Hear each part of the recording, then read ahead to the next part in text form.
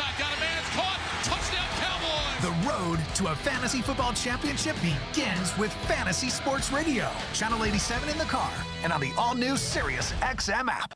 The NASCAR Cup Series is on Sirius XM. Let's go! We're back on the track Saturday, 6:30 p.m. Eastern. It's the Coke Zero Sugar 400 from Daytona International Speedway. Yeah. On Sirius XM NASCAR Radio Channel 90 in the car and on the all-new Sirius XM app. Get closer to everything that moves you wherever you are with the Sirius XM app. Let's make some smoke and drink some beer. Yeah!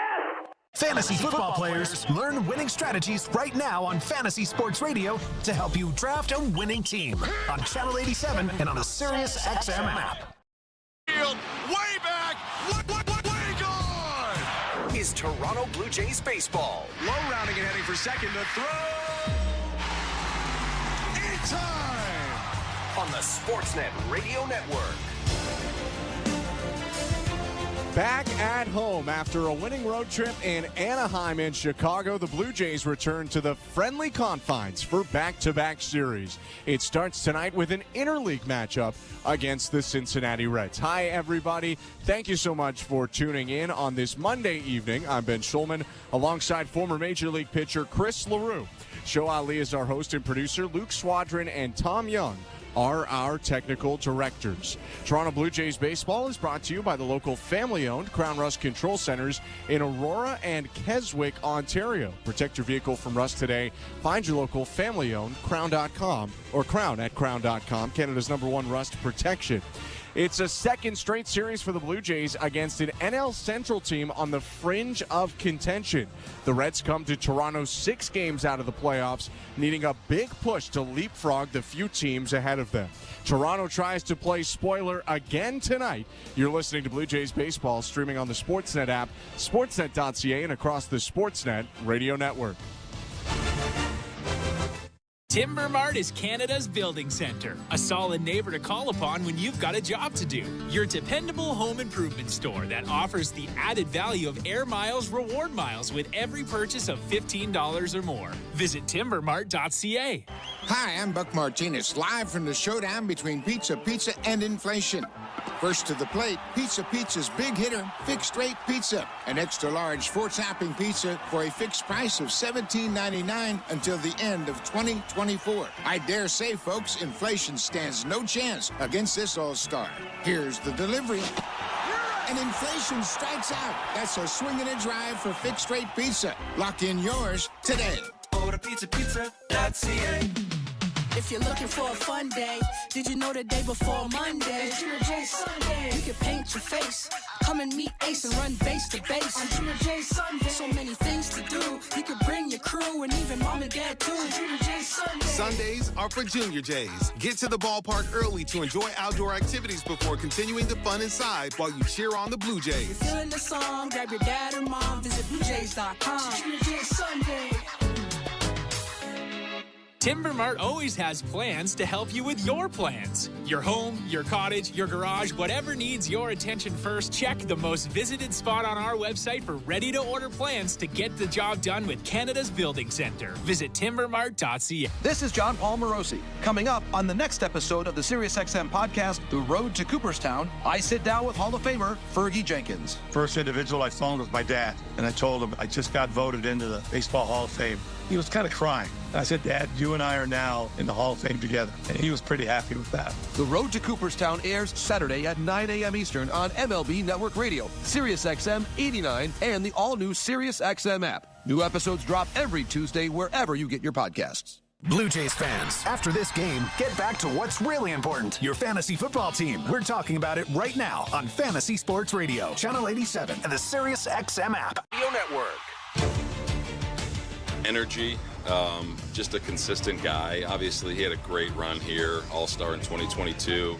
I think the world of him, you know, just as a baseball player and as a person, watching him grow up and watching him turn into a big leaguer and an All-Star was pretty cool. But I just think of his energy and just his love for the game. You know, he was really well liked here. You know, guys love him here. He's an easy guy to like, so it'll be nice to see him this 3 games. Hopefully, he doesn't do anything too good. But I've always thought the world of SB.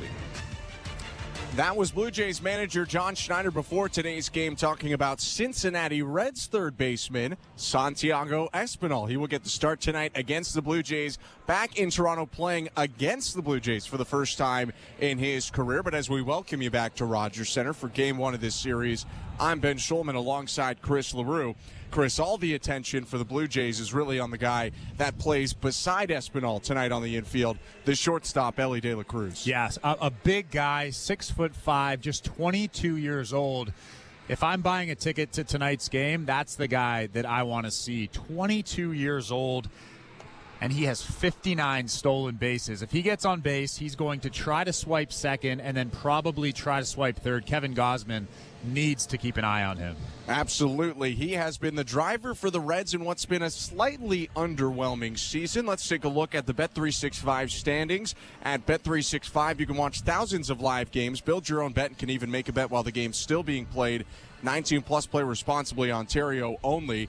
Orioles lead the AL East in a tie with the Yankees, 73-52. Red Sox in third, 65-58. Rays 62-61, and the Blue Jays 58-66. But more attention on the NL side, where the Reds are 60-64. A year after they were above 500 and missed the playoffs by only 2 games, they've taken a little bit of a step back. They entered today 6 games out of the wild card, 12 out of the divisional race behind the Milwaukee Brewers in the National League Central. So still a chance, but they'll need a big push over these last couple weeks of the season. And Chris, who is David Bell, the manager for the Reds, putting out in the lineup today? Well, leading off for those Reds is second baseman Jonathan India. At shortstop is Elly De La Cruz. He'll bat second. Batting third is Tyler Stevenson. He'll be the catcher.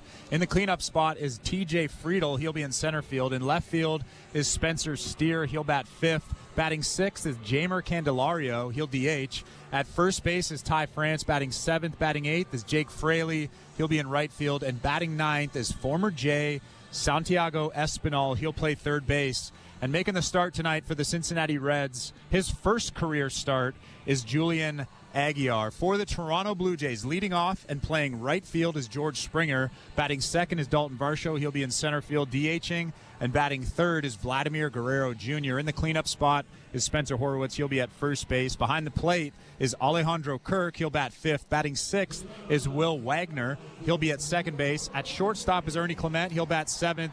Joey Loperfido will bat eighth and be in left field.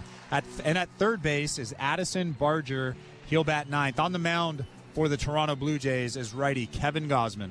Gausman marching out onto the field with the rest of the Blue Jays in their baby blue uniforms and pants. For the Reds, it's the road gray uniforms today, and Gausman getting loose under a blue sky in Toronto. Bit of a chilly day today in downtown Toronto. Some minor signs of fall here in the city as we approach the end of August. But for Gausman, he's kind of heating up over the last little bit. He's been pretty good recently, enters his 25th start with an 11-8 record and a 4.20 earned run average. Yeah, his overall numbers aren't great, but the last 2 starts, his last start against Los Angeles and then the start before that against Baltimore, he's given up 2 earned runs in 15 innings. It's like him and Bowden Francis are going toe-to-toe. Who's the best pitcher on this staff? But Kevin Gausman has looked like a different guy. That split finger is starting at the bottom of the strike zone, and then he can work that fastball up in the strike zone, a lot like Bowden Francis did yesterday. It'll be interesting to see how he uses the fastball today. This Reds team loves fastballs, and they struggle a lot against everything else, especially breaking balls, which wouldn't encapsulate off-speed pitches like a splitter, more curveballs and sliders. And Gausman does throw a slider, just not very often. He's had a couple of starts this season where he's mixed in that slider quite a bit. I don't love it. Yeah. I love the split finger and the fastball more. I think it's more so if he can locate that fastball. But yes, the Cincinnati Reds do love themselves a fastball. It's an interesting mix between, do you go with your best stuff or the Reds' worst stuff? We will see what happens as Gausman steps up to the top of the hill, and the right-handed hitter Jonathan India is in the box, resting the bat on his right shoulder. Gausman bouncing on that front left foot, kicks and delivers home, and the first pitch is a fastball down the middle for strike one. Time of the first pitch today, 7:08 Eastern. Roof is open at Rogers Center. Just a couple clouds in the sky overhead, but it is only 19 degrees. 0-1. Another fastball just off the plate outside. 1 ball, 1 strike. Well, I think you probably upset a lot of people when you said fall is coming. It is crazy how close we are to September, and you don't feel that until you step out today. And in the middle of the day in Toronto, it was 16 or 17 degrees at one point. 1-1.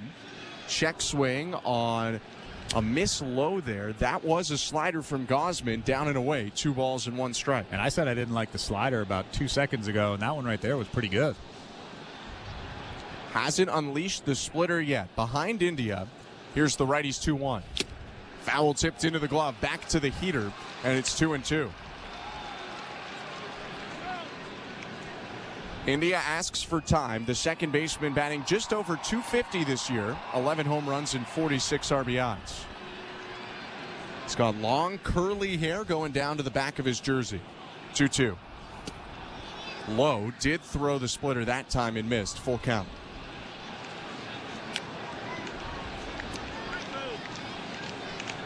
Hard to get India to chase. He's the Reds' walk leader, has 61, but has struck out 100 times.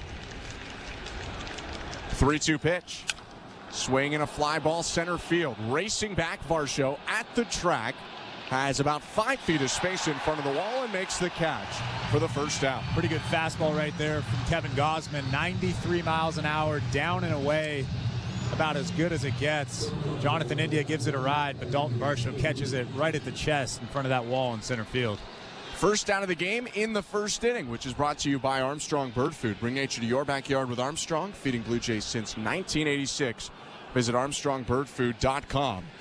Now here's the man of the hour. Switch hitting shortstop, 6'5", Ellie De La Cruz batting left. Swings at the first pitch and hits it in the air deep left center. Varsho looking for the wall. On the track again, makes the catch. And there are 2 outs.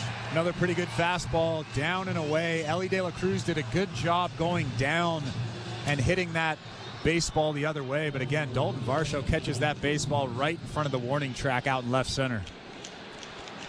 Some pretty good cuts on some pretty good pitches. And Gausman, using all the real estate he has here at Rogers Center, stretches his arms out before facing Tyler Stevenson.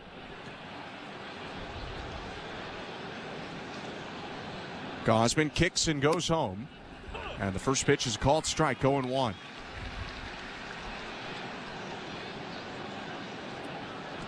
Stevenson's the catcher, batting from the right side. A pretty good offensive catcher. 248 hitter, 16 homers.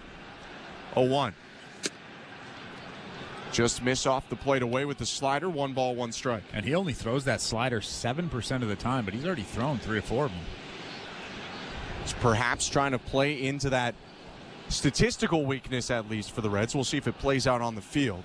1-1 pitch is hit on the ground. Dive at third. It's off the glove of Barger and off the retaining wall. Racing after it, Clement, and Stevenson with a wide turn will have to go back to first base. Nice play by Ernie Clement backing up Barger, making sure he went into shallow left field to keep that to a single for Stevenson. Yeah, the Blue Jays got lucky on that play right there. The ball ricocheting off that short wall out there in foul territory. Addison Barger with a great attempt hitting off of his glove. But you're right, Ernie Clement does a good job getting over there and keeping Tyler Stevenson to just a single.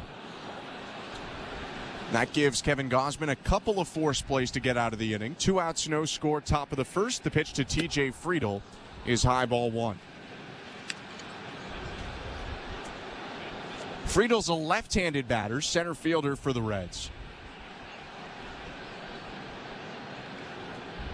Eye black being used on a not very sunny day in Toronto. You can see the sun just past left field as the next pitch is in there on the outside edge. Strike 1.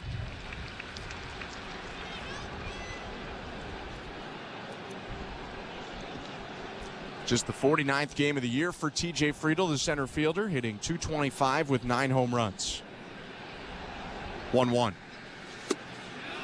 Check swing. Pitch was low. Appeal to third. He did go around, says Alex McKay. It's 1-2. Good split finger right there from Kevin Gausman. That started in the strike zone and then dove out of the strike zone. That's where you want it.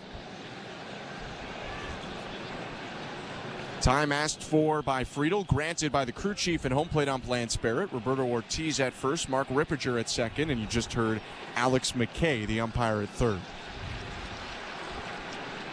Stevenson leads off first, 2 outs, top of the first, and the pitch home. Friedel takes outside, 2 balls and 2 strikes.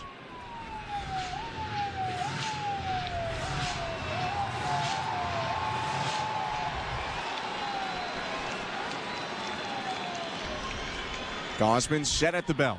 Stops, kicks, and delivers. And the 2-2 is fouled off the mask of Kirk, who looked up in the sky for it, but it rolled off toward the first base dugout. Alejandro Kirk wanted that pitch up, probably at the top of that strike zone, maybe a little bit above it. And Kevin Gausman ended up throwing it middle in, almost thigh high, not where he wanted it. TJ Friedel got a good swing on it. I think he probably want that pitch back. You think Gausman got a bit lucky there? Oh, yeah. We talked about that in the pregame. These guys can hit the fastball, and that's definitely not where you want to throw it.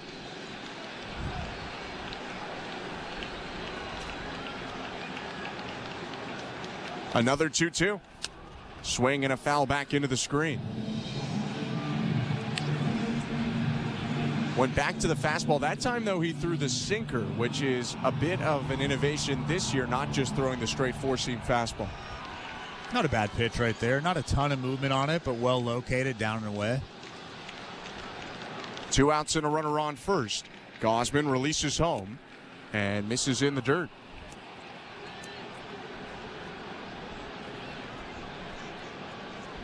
Pretty good battle right now for TJ Friedel against Kevin Gausman.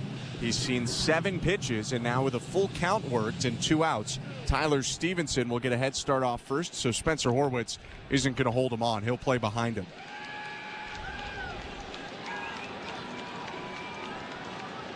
(3-2). Swing and a high fly ball, shallow right center. Varsho calling for it, jogs forward and makes the catch to end the inning. 3 flyouts to center field around a single, is scoreless. Top of the first for Kevin Gausman. When we return in the bottom of the first, Julian Aguilar makes his major league debut for the Reds against George Springer. 0-0 game. Don't go anywhere. You're listening to Blue Jays Baseball, brought to you by your local family-owned Crown Rust Control Center, streaming at sportsnet.ca and the Sportsnet Radio Network. At Crown Rust Control, protection runs deep because every Crown Rust Control Center is owned by a local family who cares beyond business. Your Crown Rust Control is 100% committed to their product, to you, to their community, which is your community. Protecting you and what matters to you is equally important as protecting your vehicle. Did you know your vehicle rusts faster in warm weather? Protect your vehicle today. For a special summer offer, find your local family-owned Crown Rust Control Center at crown.com. The Blue Jays are inviting you to work from Dome. Put it in your calendar. 307 weekdays starts this season. You can work from Dome with friends or coworkers at Rogers Center. It's a game changer. Make the ballpark your office for the afternoon. Work from Dome, 307 weekday starts. Let's touch base. Check out ticket options on bluejays.com/workfromdome. At Bet365, we don't do ordinary. That's why we introduced in-game betting. Because when the game starts, the action doesn't stop. With in-game betting, you can wager on game props, player props, totals, and the money line. And remember, in-game, you can track your same-day parlay with the option to cash out. Check out in-game betting and find out why. It's never ordinary at Bet365. Must be 19 years or older. Ontario only. Please play responsibly. If you or someone you know has concerns about gambling, visit connexontario.ca. Hey, this is Kevin Gausman. You're listening to Toronto Blue Jays Baseball on the Sportsnet Radio Network.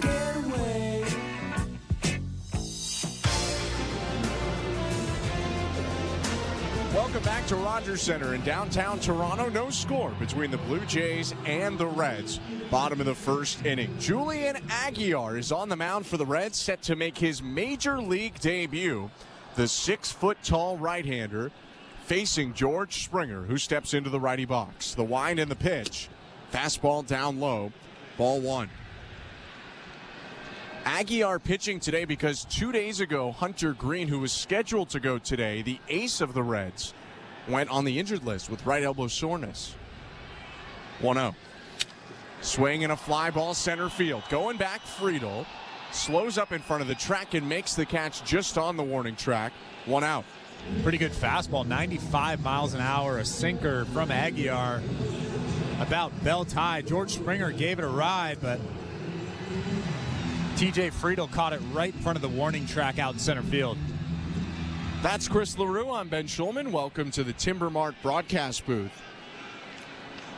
1 out and the base is empty. No score, bottom of the first. Here's Dalton Varsho. Right on left pitch. Strike 1.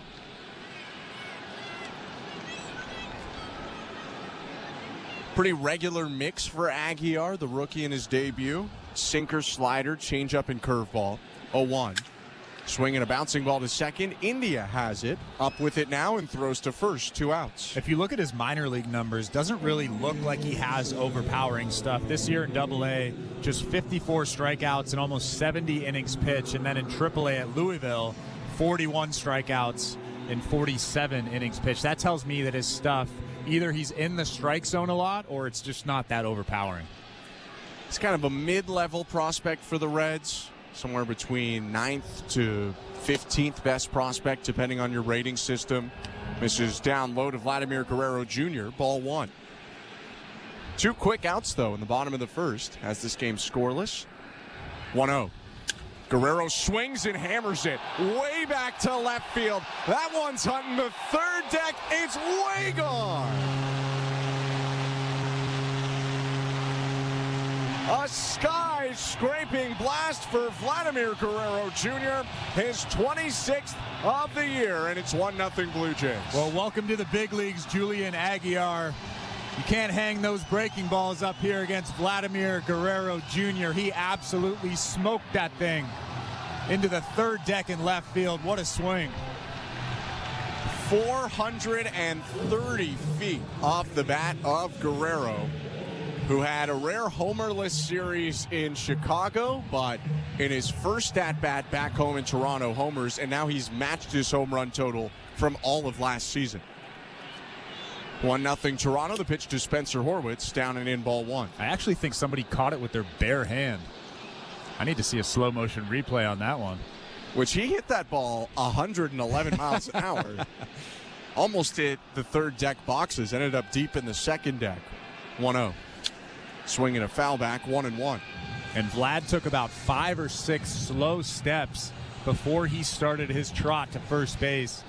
That tells you just how far he hit that baseball.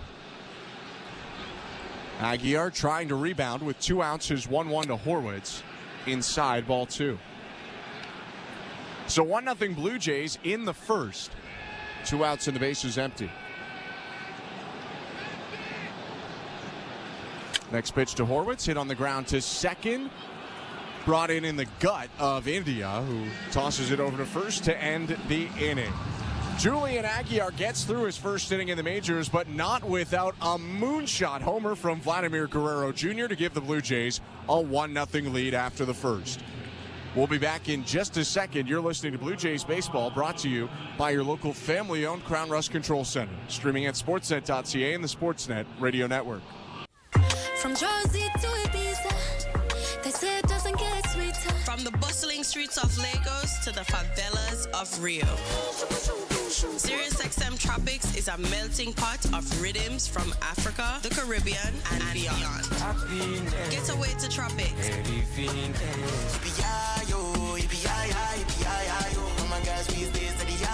One of more than 200 extra channels available in the SiriusXM app.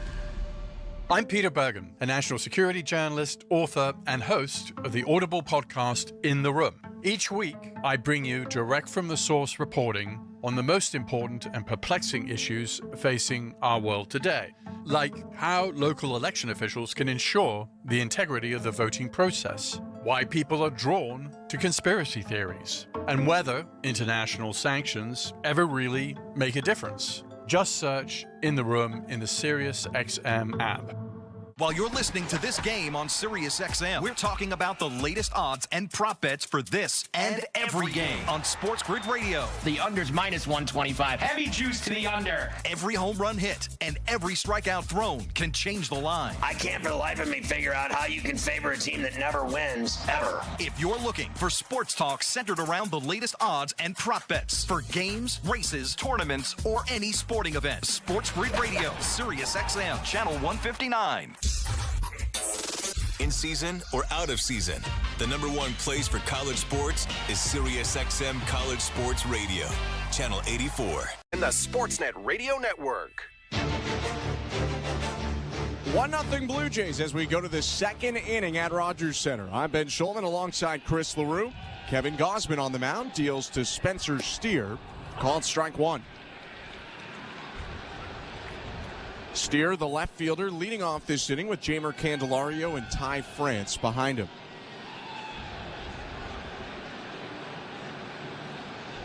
Right on right, the 0-1. Fastball again, called strike again, 0-2. Those first two fastballs from Kevin Gausman, 89, and then that second one was 91.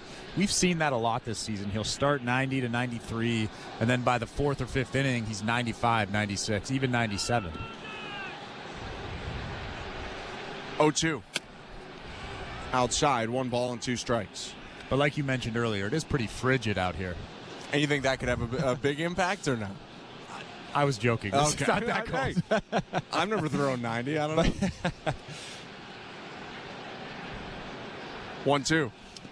Bounce to the plate, 2-2. But can it have an impact on guys, let's say, from the South or from Dominican Republic? Absolutely. But Kevin Gausman is used to the cold weather. He's from Colorado, so I'm assuming that he knows how to pitch in these, at least not ideal temperatures. Time called behind the plate by Lance Barrett, the crew chief and home plate umpire.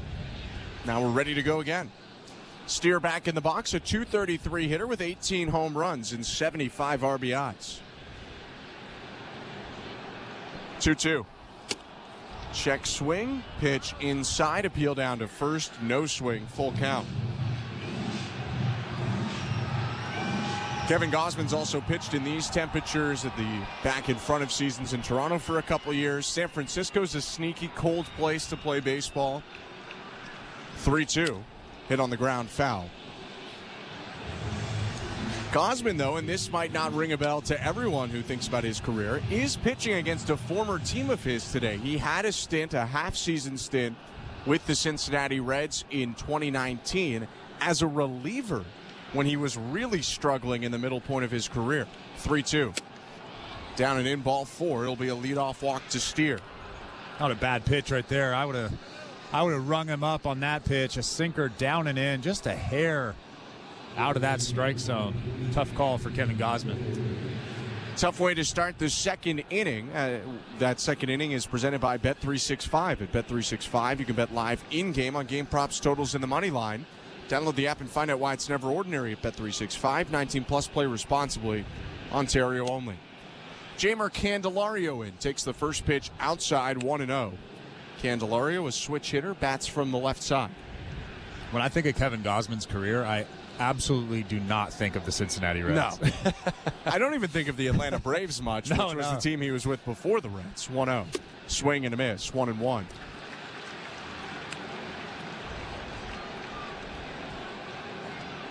Gausman had been DFA'd by the Atlanta Braves about a year after being a big deadline acquisition for the Braves and spent half a season in the Reds' pen. 1-1, outside, 2-1.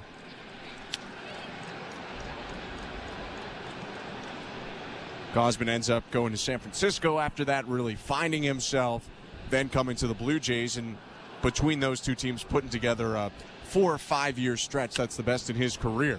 2-1 pitch, hit on a line, foul down the left field line. And into the netting near the short retaining wall. It's 2-2. He is really mixing in that sinker. Really only throws it 5% of the time, but he has thrown what seems like a ton of them today. A lot of movement on it. He got Candelario out in front on that one. Runner on first, no outs. 2-2 to Candelario. Swing and a foul back. That one almost hit Candelario really far inside. What do you think he could be trying to do, mixing in the sinker to Candelario? Well, I think you have to get him off your fastball, your four-seam fastball. You have to get him off your split finger, and mixing in that sinker, you get something that goes arm side as opposed to going straight. I think that's a great pitch to throw, especially to Candelario. 2-2 pitch is hit in the air, deep left field. Some room for low Perfido, backs up to the front of the track and makes the catch, and he'll toss it back in quickly as Steer tagged but didn't advance to second on the play. Yeah, Steer's got some speed, 20 stolen bases this season. You have to be careful if you're Kevin Gausman. You can't be too slow to the plate. We've seen Kevin Gausman allow a lot of stolen bases this year, really deliberate with that motion. He actually slide stepped on that first pitch, but a lot of the times when he slide steps, he doesn't make a good pitch. We haven't seen the Reds run yet, but it's coming, and they're going to do it early and often. Here's Ty Franson right on cue. A throw over to first. Steer dives back in. And as a starting pitcher, as a pitcher in general, you don't have to slide step. You don't have to change your delivery. A lot of the times it's just the timing, holding the baseball for 3 or 4 seconds, picking off. Those are a couple of things that you can do to make them not steal all kinds of bags on you. Gausman kicks and delivers to France, who fouls it back 0-1.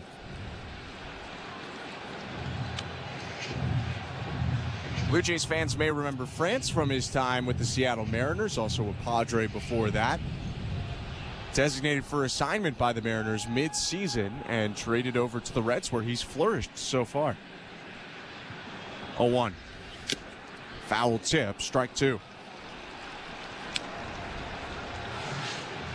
And you had mentioned coming into this inning, sometimes Gausman starts slow and heats up a little bit. That four-seamer 93, he's already starting to climb in velocity.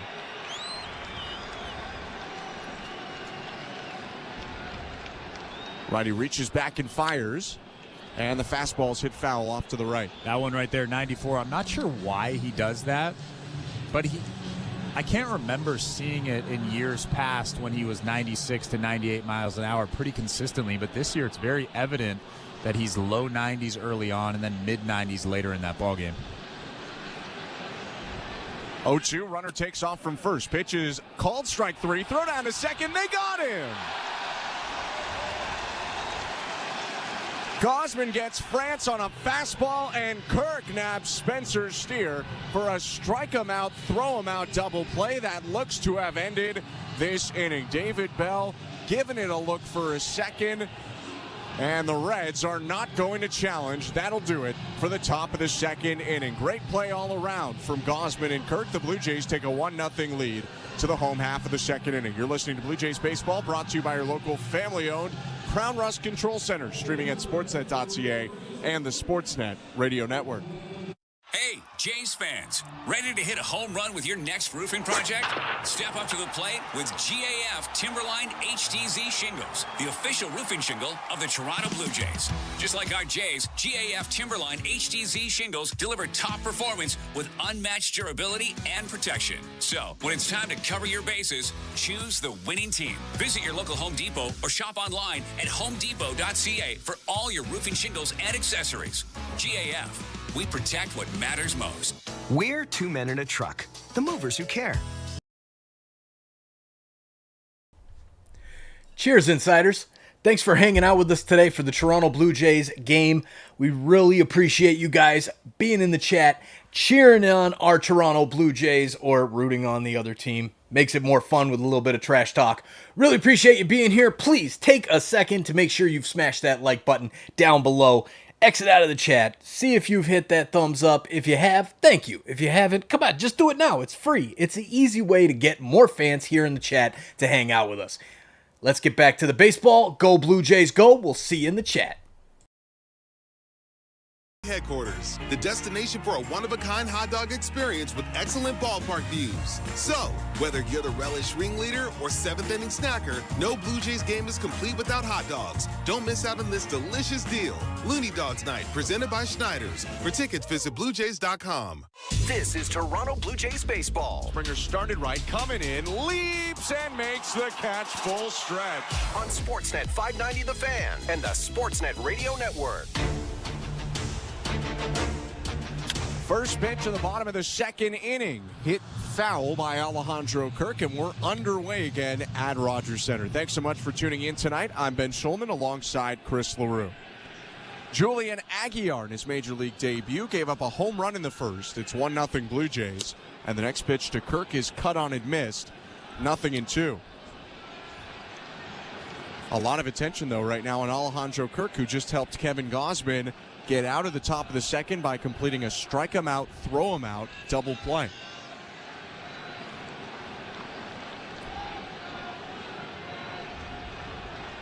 Oh-2 pitch. Hit foul off to the right and into the seats. That was a beautiful throw from Alejandro Kirk. Getting a guy that has 20 stolen bases this season. Throw was perfect, right on the line. You could see Kevin Gausman pointing at him after that call was made. Another 0-2. Outside, 1 ball and 2 strikes. Kirk's really thrown well all season. That's the 19th guy he's caught stealing, which is a career high. 1-2 pitch is hit well to left field. Backing up Steer, and he reaches up and makes the play. Took an awkward angle, first moving straight right, then curling back in a right angle, but he made the catch. Yeah, Alejandro Kirk gave that ball a ride, just a hanging slider from Aguilar. Pretty good line drive, pretty good play out in left field by Steer. But with Kirk down for the first time at Rogers Center, we see Will Wagner playing for the Blue Jays. Aguilar winds. Here's the pitch. Lefty hitter takes low, ball 1. Do you think if Will Wagner had a big mustache, the fans would be wearing big fake mustaches? He's got to get something. We got, maybe he's a beard guy instead of a mustache. He just looks too normal. Too normal. Wagner 8 for 15 in 5 games on the road trip with the Blue Jays. 1-0. Swing and a foul back, 1-1.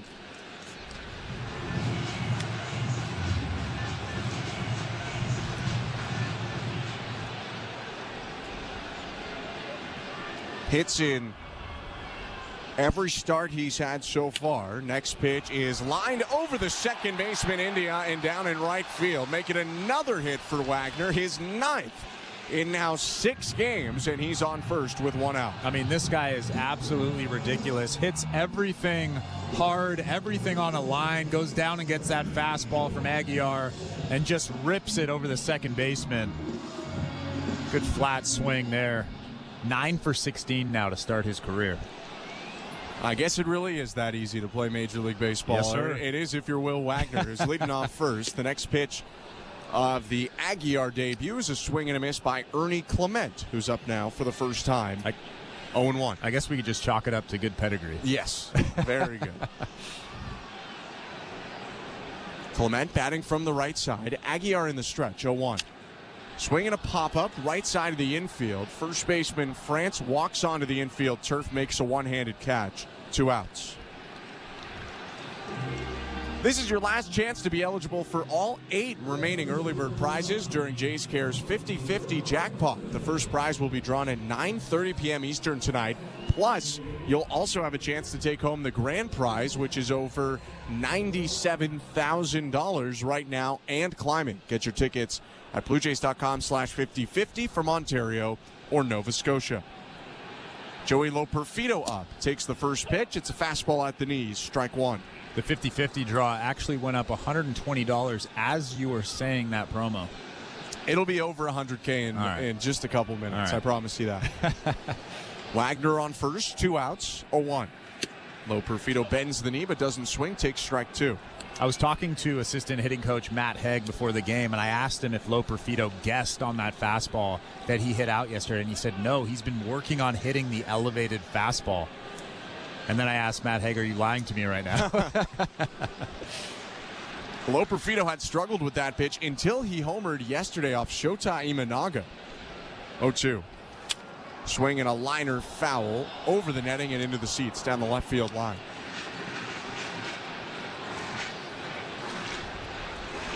It was Loperfido's first home run as a Blue Jay, 3rd in his major league career, now playing in game 52, batting .216 from the left side.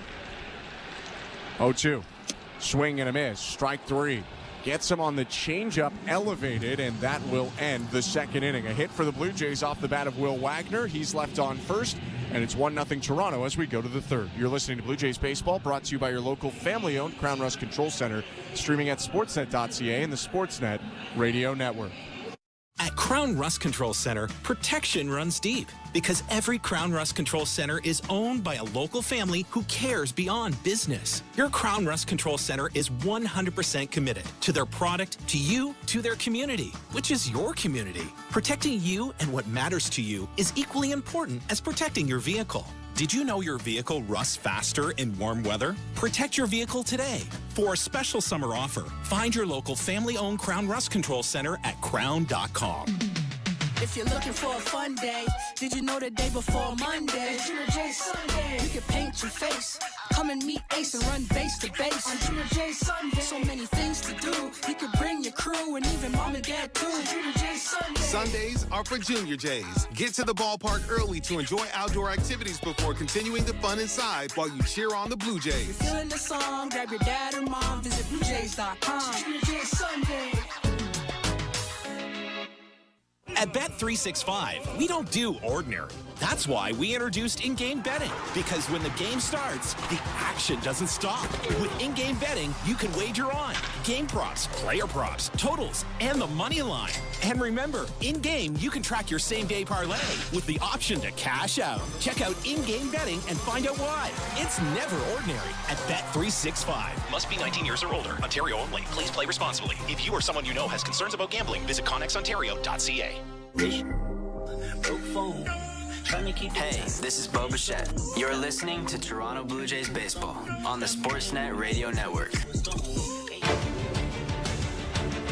Welcome back to downtown Toronto. Rogers Center is the scene of the third inning between the Blue Jays and the Reds. Toronto leading Cincinnati 1-0.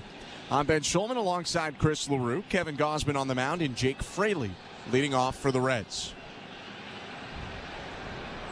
Right on left matchup, Gausman delivers home and Fraley takes strike one, a fastball on the outside corner.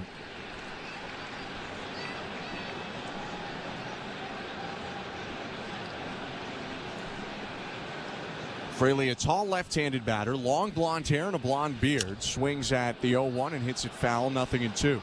You don't see the blonde beard every day. No, I actually I got some intel on Fraley being of Viking descent, apparently. And I mean, it's blatantly obvious when you look at him. But did a little ancestry, as many do these days, and Fraley is part Viking as he hits the 0-2 back off the netting and into the seats foul. Well, I certainly believe it. Yes. Steps out of the box for a moment. Left-handed hitter looks at his black bat. Little check swing, and he's looking out at Gausman again. Another 0-2. Off the plate inside. Kevin Gausman's hardest fastball of the day coming in the third inning, 94 miles an hour right there. We mentioned it in the second, slowly ramping up. 1-2. Swing and a miss, strike three. Got him on the splitter, and that's Gausman's second strikeout of the day. Well, that split finger right there was probably his best splitty of the day. Started at the bottom of the strike zone and then just dropped off the table. Fraley swinging over the top of it. You hear a bit louder of an applause than usual for an away player, and that's because Santiago Espinal is coming to the plate for the Cincinnati Reds, playing against the Blue Jays for the first time in his career. And now the fans getting really loud, some getting on their feet here at Rogers Center as they stop the pitch clock and give an extra moment for the fans to recognize Espinal. Tap the back of Alejandro Kirk before stepping into the box to face Kevin Gausman.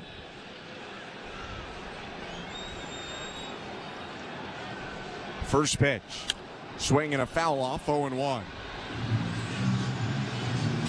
Espinal traded before the season for a high A pitcher. Blue Jays had a lot of middle infielders, specifically second baseman, in spring training, giving Espinal more of a chance to play and freeing up some space for other guys as the 0-1 hits the dirt, 1-1. I think some of it had to do with the contract, too. He's getting paid a decent amount of money. They have Ernie Clement. They have Davis Schneider. Spencer Horowitz was in Buffalo. Coming into the year, Kevin Biggio would have been vying for that second base spot as well. 1-1. Swing and a line drive left field. Base hit for Espinal. It's bouncing toward the wall. He's around first, headed to second, and welcome back to Toronto. It's a one-out double for Santiago Espinal to flip over the lineup. Well, he's been red hot, and he ripped that slider, that hanging slider from Kevin Gausman about thigh high down the line. Hey, he's still a pretty good player. For Espinal, his 8th double of the season. He had struggled out of the gates for the Reds, but he has been all over the baseball recently. Hits left, right, and center, and now he's in scoring position with one out in the third. The pitch to Jonathan India. Strike one on the inside third.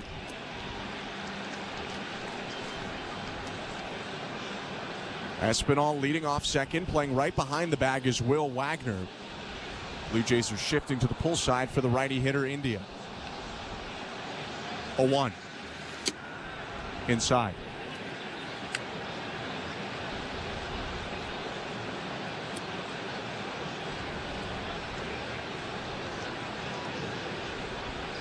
One nothing Blue Jays, top of the third, one out. And a pickoff play on at second. Gausman won't throw, just chase Espinal back. And they're going to call a balk on Kevin Gausman, who spun around and didn't throw. And Espinal advances down to third. What did you see there, Chris? Well, if you spin around and you don't step off of the rubber, you have to throw the baseball. Kevin Gausman spun there, didn't actually step off of the rubber before he spun, and he didn't throw the baseball. That's an easy call. So the infield in now with Espinal on third. 1-1 to India. Down and in, ball two. And to be clear, that wasn't the inside move, but rather he was spinning outside, was Kevin Gausman. And it costs the Blue Jays. 2-1 pitch. Swing and a miss. Got him to chase the splitter down low. It's 2-2.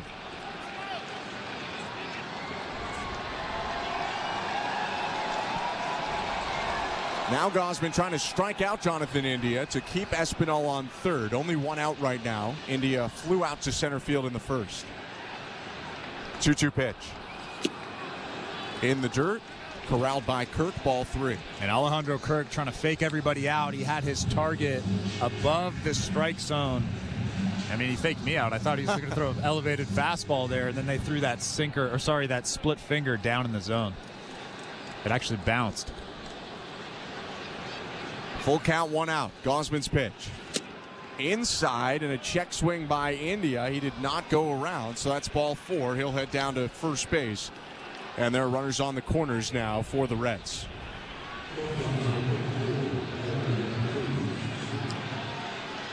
Alejandro Kirk steps in front of the plate in this third inning, which is brought to you by the local family-owned Crown Rust Control Centers in Aurora and Keswick, Ontario. Protect your vehicle from rust today. Find your local family-owned Crown at crown.com. Canada's #1 rust protection. A strikeout, then a double, a balk, and a walk. And now the Reds have runners on the corners, one out. 1-0 Blue Jays, top of the third, and here's Elly De La Cruz. Gausman's pitch. Downstairs, ball one.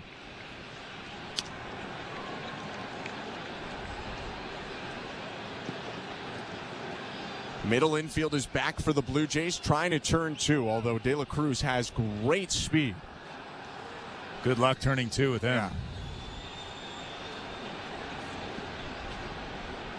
He is one of the fastest in all of Major League Baseball, has 100th percentile sprint speed. He's not the fastest outright, but he's the third fastest, and he swings at the next pitch and hits it foul on the ground to third, 1-1. De La Cruz's sprint speed is just over 30 feet per second. Only Victor Scott of St. Louis, who's had a minor stint in the majors but hasn't played a ton, and then Bobby Witt Jr. of the Kansas City Royals, MVP hopeful, are faster in sprint speed than De La Cruz. I was going to say I have no idea what that means. I'm glad you gave me some examples. There you go. Basically, the only regular in the majors faster than De La Cruz is Bobby Witt Jr. Okay. There you go. That's a great example. Now I know exactly how fast he is. 1-1. Down and away, ball two. And even those two, it's fractions of seconds that separate how quick they are home to first. Long legs for the 6'5" De La Cruz. Standing tall in the lefty box. 2-1. Swing and a broken bat flare to left. Backs up low Perfido. Espinal tagging. Low Perfido makes the catch. Here comes the throw to the plate. It's cut off. Espinal scores. It's a sac fly for De La Cruz. India will remain at first, and it's 1-1 with 2 outs in the top of the third. Actually, a good job by Low Perfido hitting the cutoff man, keeping India at first base. A lot of the time, outfielders will try to throw that runner out at home plate, even if they don't have a chance, and then that runner can advance and get into scoring position. Low Perfido did a good job there, hitting Addison Barger, keeping India at first. So India will take his lead now with Spencer Horwitz holding him on, and here's the number 3 hitter in the Reds order, catcher Tyler Stevenson. The pitch, swing and a miss, strike 1. You can't ignore, though, that Santiago Espinal likely doesn't score in this inning, at least so far, if not for the balk. He's probably on second base if you just replay that without the balk, and doesn't score on that fly ball. 0-1. Called strike, 0-2. He also doesn't score if you don't hang that slider. Definitely not. Espinal's double setting up this entire inning. Stevenson will ask for time after Gausman got ahead of him, 0-2. 1-1 ball game, Blue Jays and Reds, with Jonathan India on first and 2 outs in the top of the third. Sun is setting in downtown Toronto. Shade all over the diamond. 0-2. Swing and a foul back into the netting. Velocity ticking up just a little bit. That one 94.4 miles an hour. His hardest fastball of the day. Had it in a good spot, kind of letter high against the catcher Stevenson. Another 2-strike pitch. Swing and a miss, strike 3. Got him on the heater, but the Reds get on the board. Santiago Espinal with a double comes around to score on the Ellie De La Cruz sac fly, and it's 1-1, middle of the third. Barger, Springer, Varsho to hit for the Blue Jays next. You're listening to Blue Jays Baseball, brought to you by your local family-owned Crown Rust Control Center, streaming at sportsnet.ca and the Sportsnet Radio Network. This is John Paul Morosi. Coming up on the next episode of the SiriusXM podcast, The Road to Cooperstown, I sit down with Hall of Famer Fergie Jenkins. First individual I phoned was my dad, and I told him I just got voted into the Baseball Hall of Fame. He was kind of crying. I said, Dad, you and I are now in the Hall of Fame together. And he was pretty happy with that. The Road to Cooperstown airs Saturday at 9 a.m. Eastern on MLB Network Radio, SiriusXM 89, and the all-new SiriusXM app. New episodes drop every Tuesday wherever you get your podcasts. The 2024 Training Camp Tour rolls on. Focus on the football, fellas. Focus, focus. And SiriusXM NFL Radio brings you down to the field for an all-access pass to your favorite team.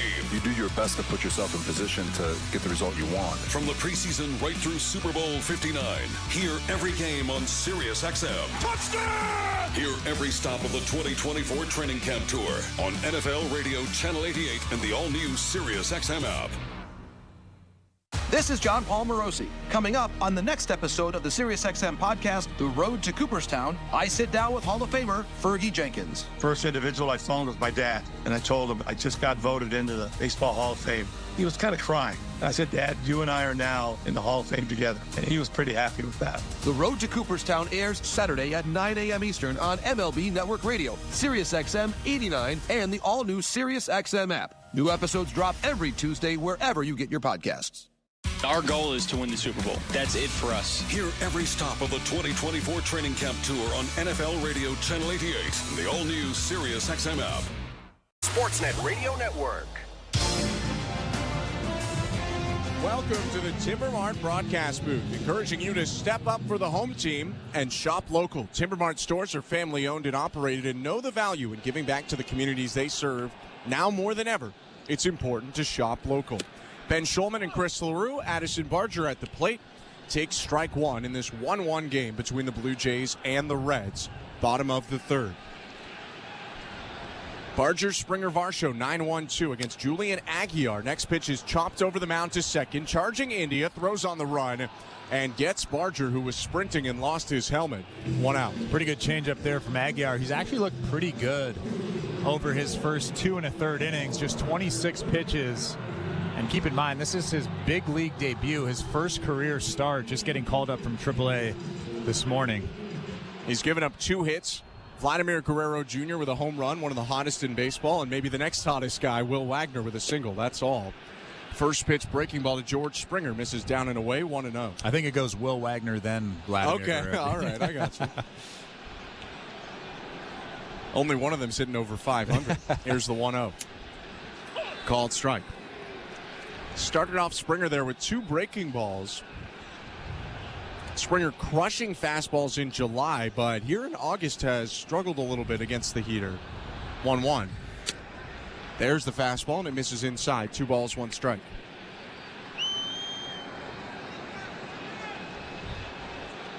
George is coming off a pretty good series in Chicago, though. Had 4 hits at Wrigley Field against the Cubs. Big game-tying triple in the first game. 2-1. Swing and a fly ball right center field. Headed for the gap. That's down and bouncing toward the wall. Springer around first, going to second, and he'll get there with a stand-up double. Might not be hitting the heater great this month, but that one right down the middle, and he smoked it. Yeah, that was a great swing on a 2-1 count. 95 right down the middle, and he smoked it in the gap in right center. That's a great swing. I'll tell you what, he's been really using the big part of the field recently, and that's probably a big part of the reason why he's doing a little bit better. Speaking of being informed, Dalton Varsho batting for the second time is 0 for 1, but riding a 16-game on-base streak. The pitch. Strike 1. That on-base streak is 6th longest active in Major League Baseball right now, and the longest of Varsho's career by a couple games. 0-1. Outside, 1 ball, 1 strike. That average was 197, 198 for a little while. Now it's up to 210. Seeing the ball a little bit better recently. Springer on second. Aguiar's 1-1. In the dirt, skips through the legs of Stevenson, and Springer jogs up to third. It'll go as a wild pitch for Aguiar, but that went right through the wickets of the catcher, Stevenson. Yeah, that changeup just kind of handcuffed him. I mean, if I'm the pitcher, I tend to think that the catcher should make that play. Not a routine play. You have to flip over the glove, but still a very makeable play. And now the infield draws in for the Reds, who just tied it at 1 in the top of the third. 2-1 pitch. Varsho hits it on the ground, up the middle past the dive of India, and into right for a base hit. Springer comes home, and the Blue Jays are back on top. It's 2-1 on Dalton Varsho's RBI single. And that base hit right there just shows you how much higher the percentage is that's on in. Is back. Jonathan India makes that play with ease, but because he's at the cut of that infield grass, no chance. A good job by Varsho to put it in play, give the Blue Jays a chance. They're on top again. Here's Vladimir Guerrero Jr., the pitch. Fastball, called strike. It's a heater right down the middle. I'm sure Vlad was shocked by that. Yeah, maybe just guessing Aguiar after giving up the 430-foot homer wouldn't want to go back there. And now Aguiar throws to first, and Varsho gets back in with a slide. 10 stolen bases for Dalton Varsho, second on the team to George Springer. 0-1. And it hit him right on the hand. Guerrero shakes his left hand for a second. He does have protection there. You can hear how the fans in Toronto feel about this, though. They don't want Guerrero getting hurt. He appears to be all right. No training staff coming out to the field, and he'll head down to first. Yeah, obviously no intent with that fastball. Vlad hustles over to first base, but that's a 95-mile-an-hour sinker right off that elbow guard. Yeah, I don't think he'll feel much of anything after this inning is over. Hit him right in the protection, but still, when 95 comes up and in like that, it's pretty scary. Yeah, I thought it might have hit the hand because he's shaking his hand out, but it just tipped part of the elbow guard that was hanging over and off of his elbow with the way that his arm was bent. So. Well, we know Vlad's a good actor. He is. He is. You can tell he was hit by that pitch somewhere. He's down to first. Up to second base is Varsho with still one out. The Blue Jays leading now 2-1. Pitching coach Derek Johnson went out for a visit quickly with Julian Aguiar in his major league debut in trouble here in the third. First and second, one out. Spencer Horwitz to the plate, who's 0 for 1 today. Right on left, the pitch. Horwitz pops it up, foul third base side. It's actually going to stay fair for Espinal, who makes the catch on the infield fly, and there are 2 outs.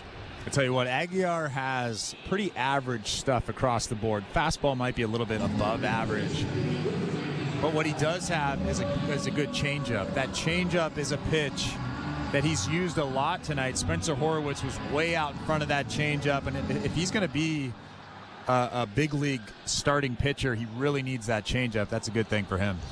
23-year-old working through some traffic, delivers to Alejandro Kirk, who hits it on the ground to the second baseman. India race to the second base bag. He beats the sliding Guerrero to end the inning.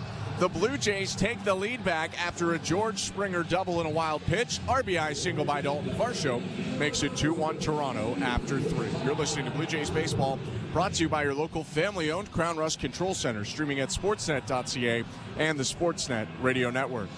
This is John Paul Morosi. Coming up on the next episode of the SiriusXM podcast, The Road to Cooperstown, I sit down with Hall of Famer Fergie Jenkins. First individual I phoned was my dad, and I told him I just got voted into the Baseball Hall of Fame. He was kind of crying. I said, Dad, you and I are now in the Hall of Fame together. And he was pretty happy with that. The Road to Cooperstown airs Saturday at 9 a.m. Eastern on MLB Network Radio, SiriusXM 89, and the all-new SiriusXM app. New episodes drop every Tuesday wherever you get your podcasts. The 2024 training camp tour rolls on. Focus on the football, fellas. Focus, focus. And SiriusXM NFL Radio brings you down to the field for an all-access pass to your favorite team. You do your best to put yourself in position to get the result you want. From the preseason right through Super Bowl 59, hear every game on SiriusXM. Touchdown! Hear every stop of the 2024 training camp tour on NFL Radio Channel 88 and the all-new SiriusXM app. This is John Paul Morosi. Coming up on the next episode of the SiriusXM podcast, The Road to Cooperstown, I sit down with Hall of Famer Fergie Jenkins. First individual I phoned was my dad, and I told him I just got voted into the Baseball Hall of Fame. He was kind of crying. I said, Dad, you and I are now in the Hall of Fame together. And he was pretty happy with that. The Road to Cooperstown airs Saturday at 9 a.m. Eastern on MLB Network Radio, SiriusXM 89, and the all-new SiriusXM app. New episodes drop every Tuesday wherever you get your podcasts. The Blue Jays are in flight, leading 3-0. Blue Jays fans, this is Ross Atkins, and you're listening to Blue Jays Baseball on SiriusXM Radio Network. The fourth inning is presented by Bet365. Download the Bet365 app for today's baseball odds and find out why it's never ordinary at Bet365. 19-plus, play responsibly. Ontario only. 2-1 Blue Jays. TJ Friedel leading off for the Reds. I'm Ben Schulman alongside Chris LaRue. Barger in at third, watching the bunt as Kevin Gausman misses high and outside to start the fourth, 1-0.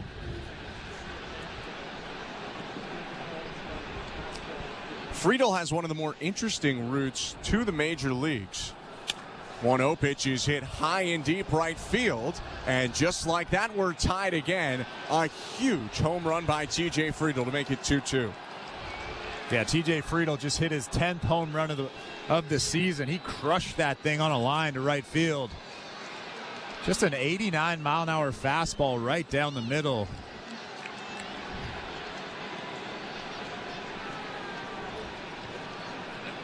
And for Friedel, that's his 10th home run in 49 games. He's had a lot of injuries this year, but is a very talented hitter, and he knew that one was gone right off the bat. So a back-and-forth game so far. Reds tying it up with the first batter of the fourth going deep, TJ Friedel, and now Spencer Steer takes low ball one. And they actually just changed that wild pitch that was in the bottom part of the last inning to a passed ball on Tyler Stevenson. It's an interesting call as Steer takes the strike 1-1 because it looked like to the naked eye, and I'll be honest, didn't scrutinize it that much, so I didn't look at slow-mo after. It looked like that bounced, and pretty often when it bounces, it's just going to be a wild pitch as the 1-1 from Gausman misses low 2-1. Yeah, like I'm kind of like you, where I didn't watch it in the slow motion replay in the moment, but I said this during the pitch: is if I'm the pitcher, I expect my catcher to make that play, and maybe the official scorer thought the same thing. 2-1 pitch is hit foul down the third baseline, 2-2. But still a tough pass ball. I think it's a tough wild pitch and a tough pass ball. Kind of flip a coin on that one. And at least for now, according to the scoring, it's not going to change any earned run situation. 2-2 pitch is smoked to third, trapped by Barger, who gets up and throws to first. 1 out. That one almost made it to third on a line, just picked on the short hop by Barger. He's been pretty smooth over there. Actually, surprisingly, made that play really, really easily and threw that ball across the diamond, a strike to Spencer Horwitz at first base. Third, a little bit closer to the regular position for Barger when he was signed with the Blue Jays, which was shortstop, but in recent years has played a little corner outfield and has done that at the major league level too. Pitch to Jeimer Candelario, inside ball 1.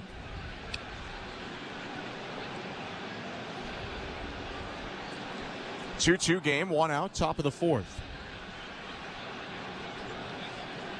The 1-0. Down and away, 2 balls, no strikes. Candelario, in his first season as a Red, was one of the big offseason signings to come down. 3-year, $45 million contract Candelario inked with the Reds. Takes the 2-0 pitch on the outside corner, a splitter for strike 1.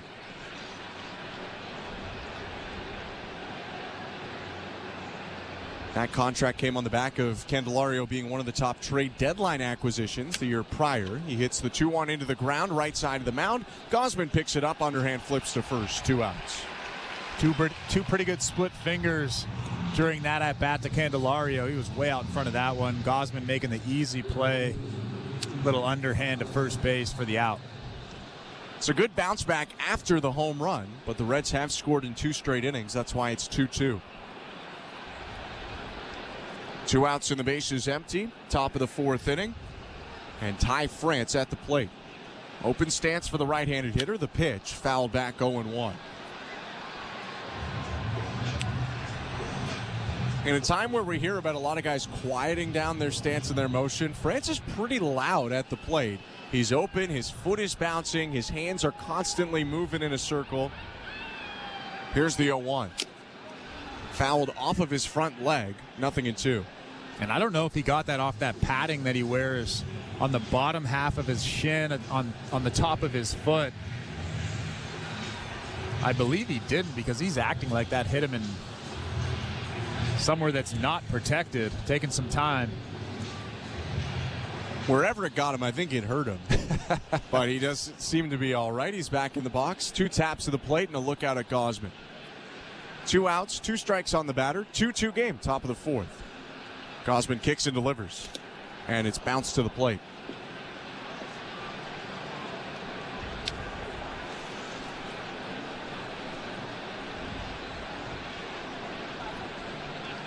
France in his 17th game with the Reds, batting .260 with an over 800 OPS with Cincinnati coming into this one.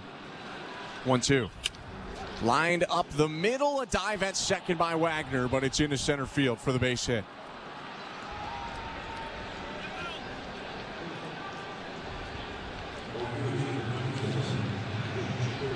Another fastball left over the middle of the plate. This one a little bit sharper than the homer he allowed earlier in the inning. But still a hit given up for Gausman, his second of the 4th.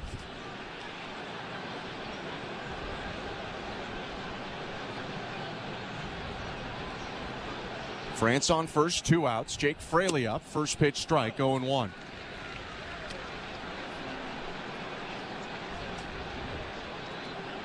Gausman struck out Fraley on a splitter to start the 3rd. Right before he gave up the double to Santiago Espinal. 0-1. Fouled back, hits the backstop third base side, and it's 0-2. Kevin Gausman is about to throw his 75th pitch of the ball game, and he's only thrown 3 2/3 innings. A lot of pitches in this ball game so far. Think he's been more wild, or they've been fouling off pitches? I think a little bit of both. He really hasn't been in the strike zone as much as he usually is, and the Reds are just fouling off a ton of pitches. 0-2 pitch misses high and outside. Ball 1.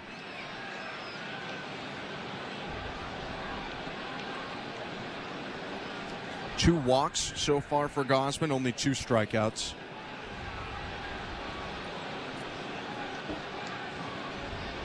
Righty kicks and delivers. Swing and a miss, strike 3. Gets Fraley to wave at the splitter, and Fraley slams his helmet down in frustration, but Gausman frustrated leaving the mound as well. He gives up a solo homer to TJ Friedl, and it's a 2-2 game, middle of the 4th. You're listening to Blue Jays Baseball, brought to you by your local family-owned Crown Rust Control Center, streaming at sportsnet.ca and the Sportsnet Radio Network. The Blue Jays are inviting you to work from Dome. Put it in your calendar. 307 weekday starts this season. You can work from Dome with friends or coworkers at Rogers Center. It's a game changer. Make the ballpark your office for the afternoon. Work from Dome, 307 weekday starts. Let's touch base. Check out ticket options on BlueJays.com/workfromdome. We're 2menintruck.ca. We've got lots of men and lots of trucks, so get ready to be moved. Think 2menintruck.ca. So when you gotta move, all moving day. Think 2menintruck.ca. Cause all of us movers are not the same. So that's our company name, 2menintruck.ca. We're lots of men with lots of trucks, so give us a call today. At Bet365, we don't do ordinary. That's why we introduced in-game betting. Because when the game starts, the action doesn't stop. With in-game betting, you can wager on game props, player props, totals, and the money line. And remember, in-game, you can track your same-day parlay with the option to cash out. Check out in-game betting and find out why. It's never ordinary at Bet365. Must be 19 years or older. Ontario only. Please play responsibly. If you or someone you know has concerns about gambling, visit connexontario.ca. This is Toronto Blue Jays baseball. Swing and a miss, strike 3. Middle in fastball, but he puts it by Cruz. 2 down. On Sportsnet 590 The Fan and the Sportsnet Radio Network. Will Wagner leading off the bottom of the 4th inning at Rogers Center takes strike 1 from Julian Aguiar in this 2-2 game. Welcome to the Timbermart broadcast booth. I'm Ben Schulman alongside Chris LaRue. Home run from the Reds in the top of the 4th, tied it up, and now Wagner takes a strike on the inside edge, bottom of the zone. 0-2. Wagner with a single to right field in the 2nd, improved to 9 for 16 in his major league career. 0-2.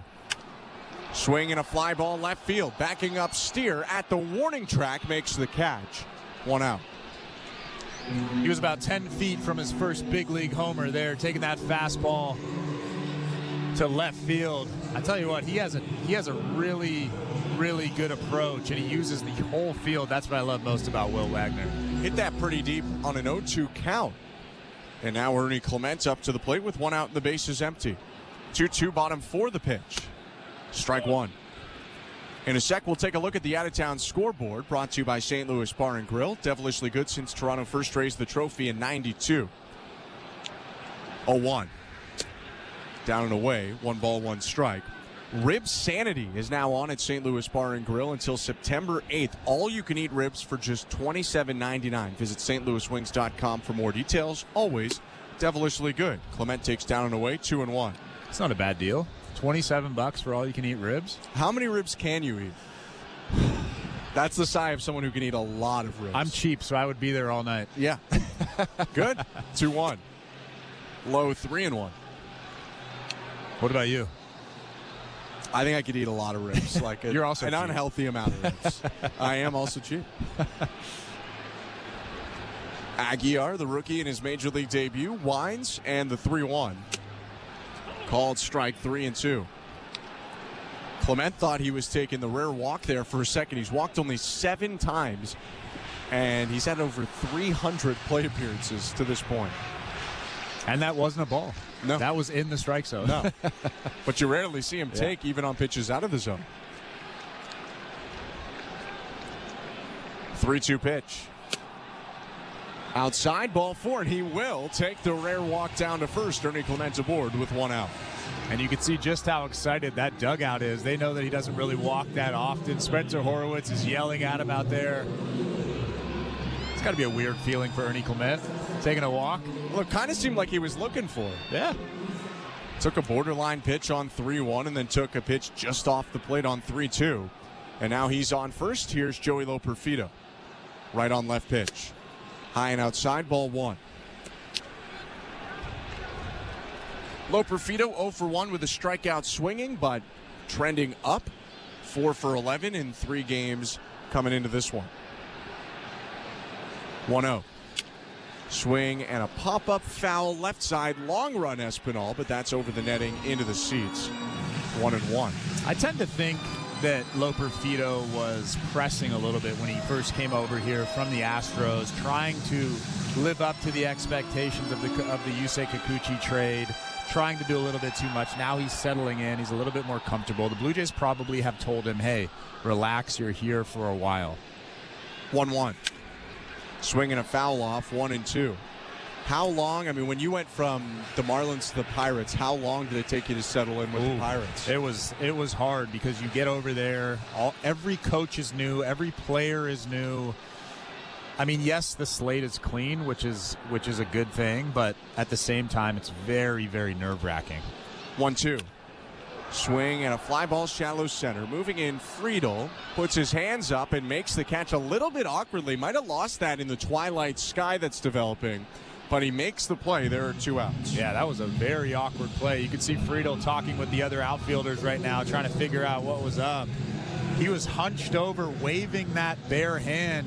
You could see him both palms up. I have no idea where that is, and then he found it right at the last second, made the easy catch. New baseball for Aguiar, and I mentioned we were going to look at the St. Louis Bar and Grill out-of-town scoreboard. I didn't deliver yet. Mets up 2-0 on the Orioles at Citi Field in Queens. Bottom of the 4th. First pitch to Addison Barger, misses down and in, ball 1. It's because you mentioned all-you-can-eat ribs, and I got hungry. I know, it just kind of, we got sidetracked for a sec. Elsewhere on the St. Louis Bar and Grill out-of-town scoreboard, 1-0 Red Sox over Astros. Jarren Duran with a first-inning homer off Yusei Kikuchi. 1-0 pitch to Barger, hit foul off to the left, 1-1.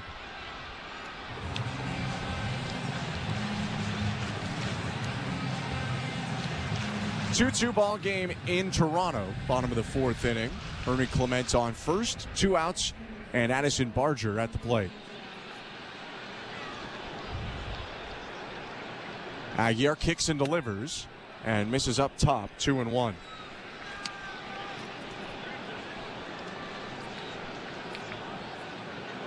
Interesting that Aguiar is only on 50-odd pitches here, 54, and there's action in the Reds' bullpen. 2-1. Check swing again, pitch down low. They appeal to third. He didn't go. It's 3 balls, 1 strike. I would imagine that David Bell probably doesn't want him to go third time through the lineup. Good point. That was probably something that they had discussed even before the game started, regardless of how well he's doing. Because the pitch count isn't a problem. He threw 96 in his last start at AAA. 3-1. Swing and a foul back, 3-2. However, like you mentioned, George Springer is coming up next, and that would be the 3rd time he sees Springer. And George Springer has a double off of him. Vladimir Guerrero Jr., of course, had that towering home run off of Aguiar. Certainly don't want him to see them again.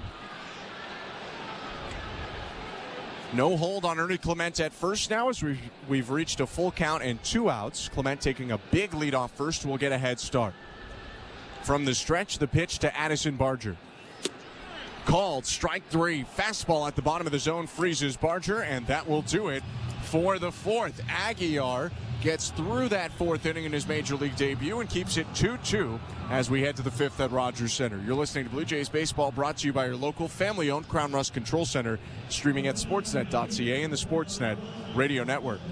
Everything a football fan needs is on the SiriusXM app. The biggest college football games. Holy smokes, what a play! Every NFL game with your hometown announcers. It's a miracle in Las Vegas! Winning fantasy football advice from the experts on Fantasy Sports Radio. I'm just not overpaying for quarterbacks in a Superflex league. And passionate personalities on Mad Dog Sports Radio. I don't want to hear it. You're not winning a championship. Can we mellow out? Let's move on, please. No matter how you follow football, it's all on the SiriusXM app. I am all in, baby! Are you regretting eating that gas station hot dog? Yeah, we know. We've been there too. This is a message for baseball fans like you. Did you know that you get a channel that's talking baseball 24/7 as part of your SiriusXM subscription? What? Our lineup includes shows hosted by former big leaguers and executives. Plus, you'll hear from 17 managers each week. MLB Network Radio is on SiriusXM Channel 89, or just search MLB Network Radio on the SXM app. SiriusXM Sports. We're more than just a game. Every night after the final out, the Round Trip Roundup brings you the scores, highlights, and analysis from every game across Major League Baseball, all in less than 30 minutes. Swung on and missed strike 3 and a no-hitter. It's the perfect way to get caught up on all the night's biggest home runs and best performances. And a high drive, deep right center. It's the Round Trip Roundup on MLB Network Radio, every night on SiriusXM Channel 89, and every morning on the SiriusXM app. Hey everyone, it's Justin Turbin at your 24/7 home for hoops all year long is SiriusXM NBA Radio Channel 86 and the SiriusXM app. Just search NBA Radio. Stone. The fifth inning is brought to you by Desjardins Financial Group. Desjardins awarded another 150 grants worth $20,000 each to entrepreneurs across Canada. See how Desjardins cheered on small biz at goodsparkgrants.ca. Thank you, Chris. First pitch of the fifth, hit in the air by Santiago Espinal into center field. It's caught by Dalton Varsho. One down. He is really seeing the ball well. Ripped that double earlier in the game and then hit that good line drive there. Can we get him back? Potentially, you never know. But for now, finishing out the season with the Reds. Here's the top of the order hitter, Jonathan India, with one out. Kevin Gausman trying to settle in a little bit, has given up runs in each of the last two frames. Kicks and fires home. Strike one. Welcome to the Timbermart broadcast booth. I'm Ben Schulman. He's Chris LaRue. India, the 2021 Rookie of the Year, won it unanimously, but has struggled a little bit since. Swings at the next pitch, hits it foul, 0-2. Really, injuries have gotten in the way of Jonathan India. Missed a lot of 2022 with hamstring injuries. Lost over a month last year to left foot plantar fasciitis. Has been healthy this year and is having his best year since 21. 0-2. Swing and a bouncing ball, foul again down the left field line. Yeah, not having a terrible season. 252 coming into this ball game. 11 homers, 46 RBIs. Those 10 stolen bases that we talked about. Just not living up to that Rookie of the Year hype that you always have. 0-2. Down and away. Ball one.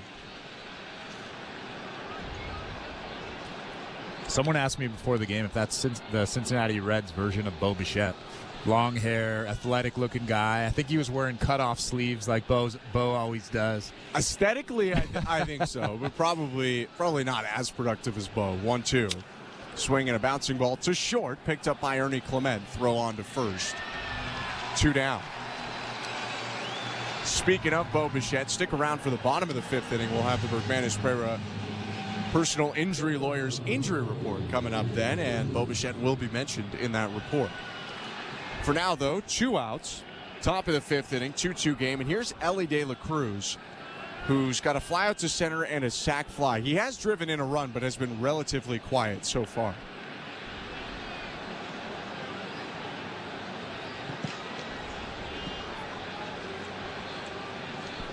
De La Cruz batting left once again. The switch hitter faces a first pitch from Kevin Gausman. Swing and a bouncer, foul left side, 0-1. I have never seen him steal a bag live in person. I've heard it's a lot of fun. I don't know if I want to see it today, but I want to see it at some point in my life.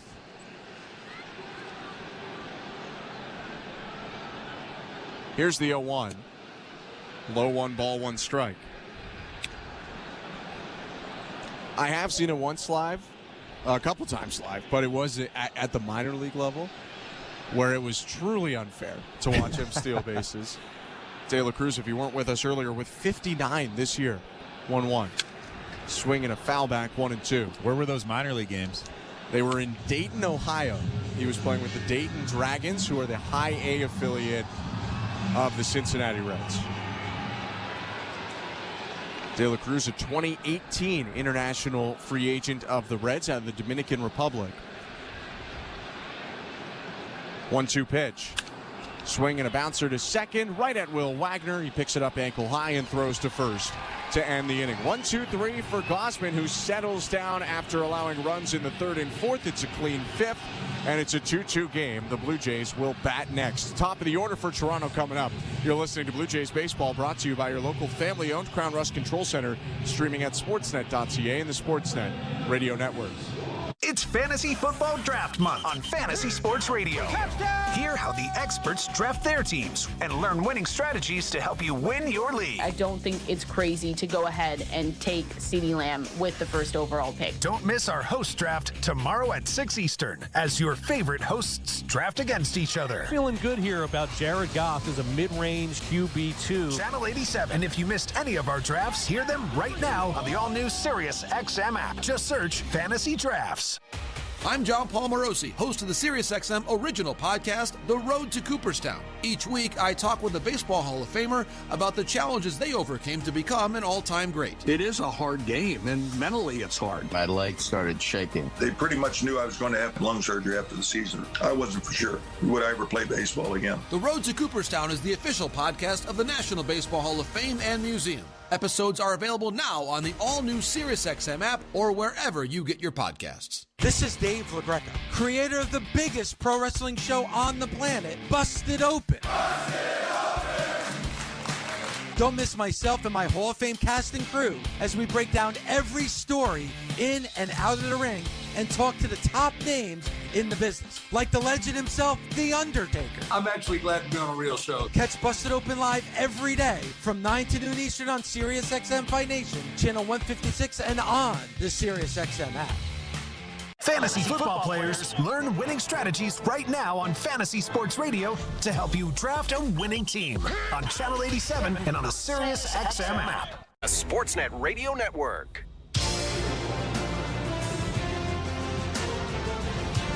Welcome back to downtown Toronto. Sun is setting over Rogers Center as George Springer leads off for the Blue Jays in the bottom of the fifth inning. Thanks so much for tuning in. I'm Ben Schulman alongside Chris LaRue.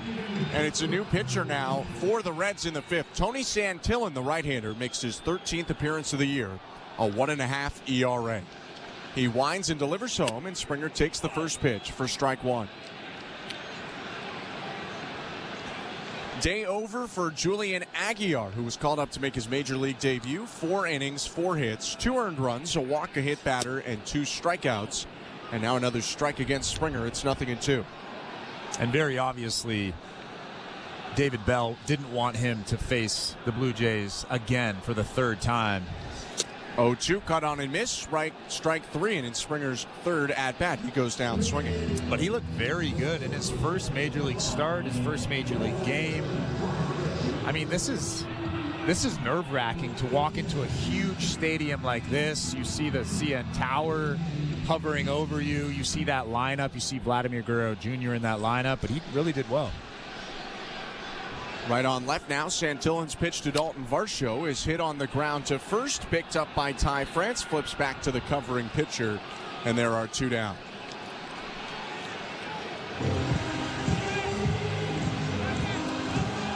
Tony Santillan, the right-hander, throws a high 90s fastball, averages about 98 on that heater. He'll throw the slider as well in the high 80s. It's about 2/3 fastballs, 1/3 sliders. Well, he is a big dude, 6'3", 285, a second rounder in 2015 by the Reds out of Texas. Debuted in 2021, started this year at AAA, but was promoted to the majors in mid-July. Faces Vladimir Guerrero Jr. with 2 outs in a 2-2 game, bottom of the fifth. The pitch. Strike one. Let's take a look quickly at the St. Louis Bar and Grill out-of-town scoreboard. Mentioned it was 1-0 Red Sox over Astros earlier. Now 2-0. Danny Jansen put a ball in play. An error caused a run to score against Yusei Kikuchi. So former teammates facing off there. Next pitch to Guerrero outside 1-1.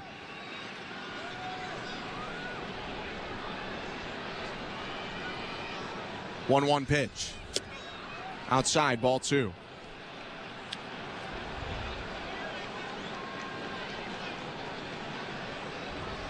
Guerrero with a solo home run today and a hit by pitch. Faces a 2-1 and the DH fouls it back off the glove of the catcher Stevenson. Vladdy will reel it in and toss it between his legs to the third base dugout. It's 2-2.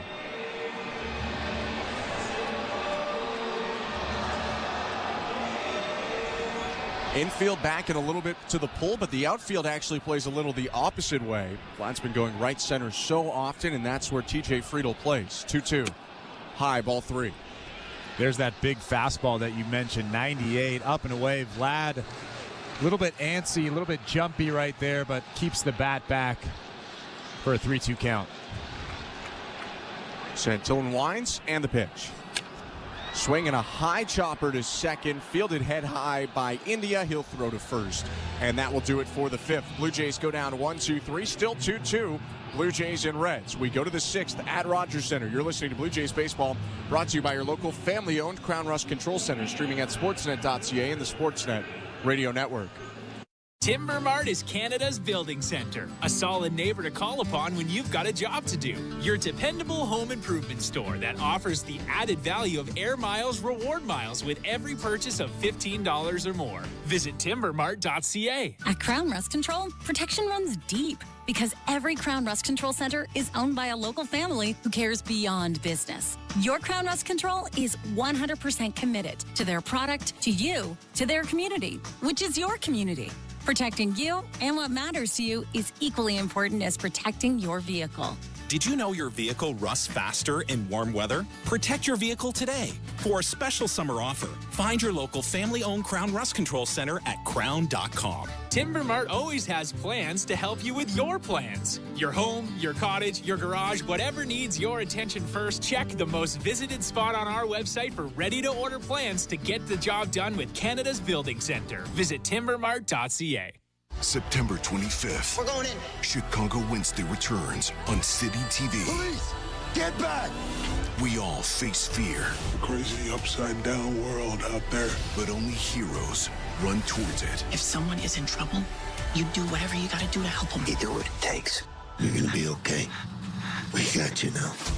Chicago Med, Fire, and PD. New season's premiere September 25th on City TV, or stream it on City TV Plus. This is Toronto Blue Jays baseball. It's an RBI single, Addison Barger. 5-run frame so far. On Sportsnet 590 The Fan and the Sportsnet Radio Network. The 6th inning is brought to you by Desjardins Financial Group. Desjardins is a big fan of small biz. That's why they awarded another $3 million to small business owners across the country. See how Desjardins cheered on small biz this year at GoodSparkGrants.ca. Kevin Gausman back out on the mound on 86 pitches. Delivers to Tyler Stevenson. Swing and a foul ball, 0-1. 2-2 game. Gausman with 2 big mistakes, really. The double to Santiago Espinal and then the subsequent balk before a sac fly. And a solo home run given up to TJ Friedl. 0-1. Slider just misses down and away. 1 ball, 1 strike. Other than those 2 mistakes, he's really been solid tonight. Just 4 hits given up. He's thrown a lot of pitches, but I think it's just because the Cincinnati Reds are really fighting up there, fouling off a lot of pitches. He's working 3rd time through. Stevenson, the catcher, fouls it back. It's 1-2.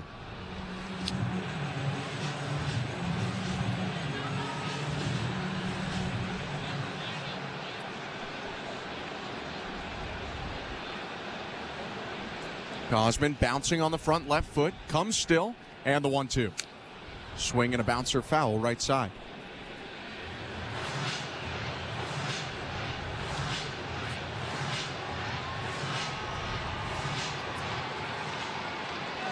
Stevenson will ask for time and step back. Gausman on 90 pitches.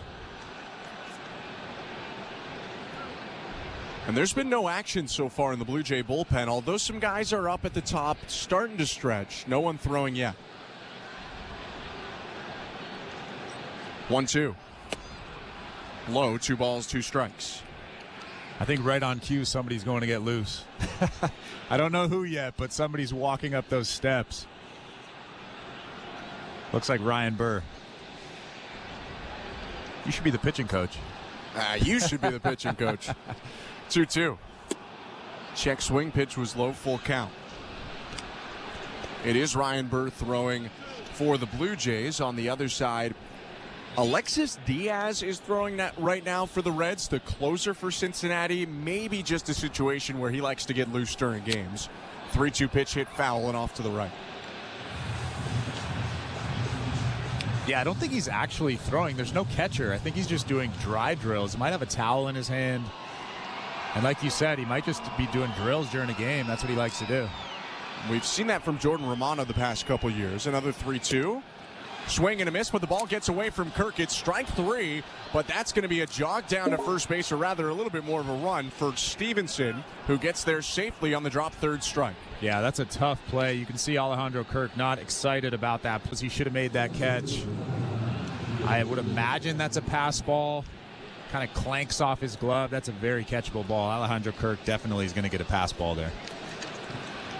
For Gausman, it will go down as his 5th strikeout of the game, but he's got to deal with a runner on and nobody out. Kirk charged with the pass ball, and here's TJ Friedl, who homered his last time up. He takes strike 1.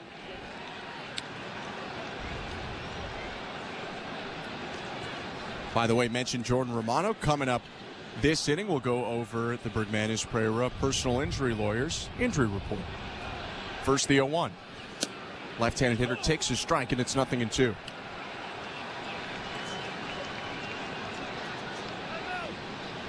Friedl asks for time and steps back. Home run was his 10th of the year, just his 49th game of the year. Yeah. Friedl was on the injured list out of spring training and has hit it twice since.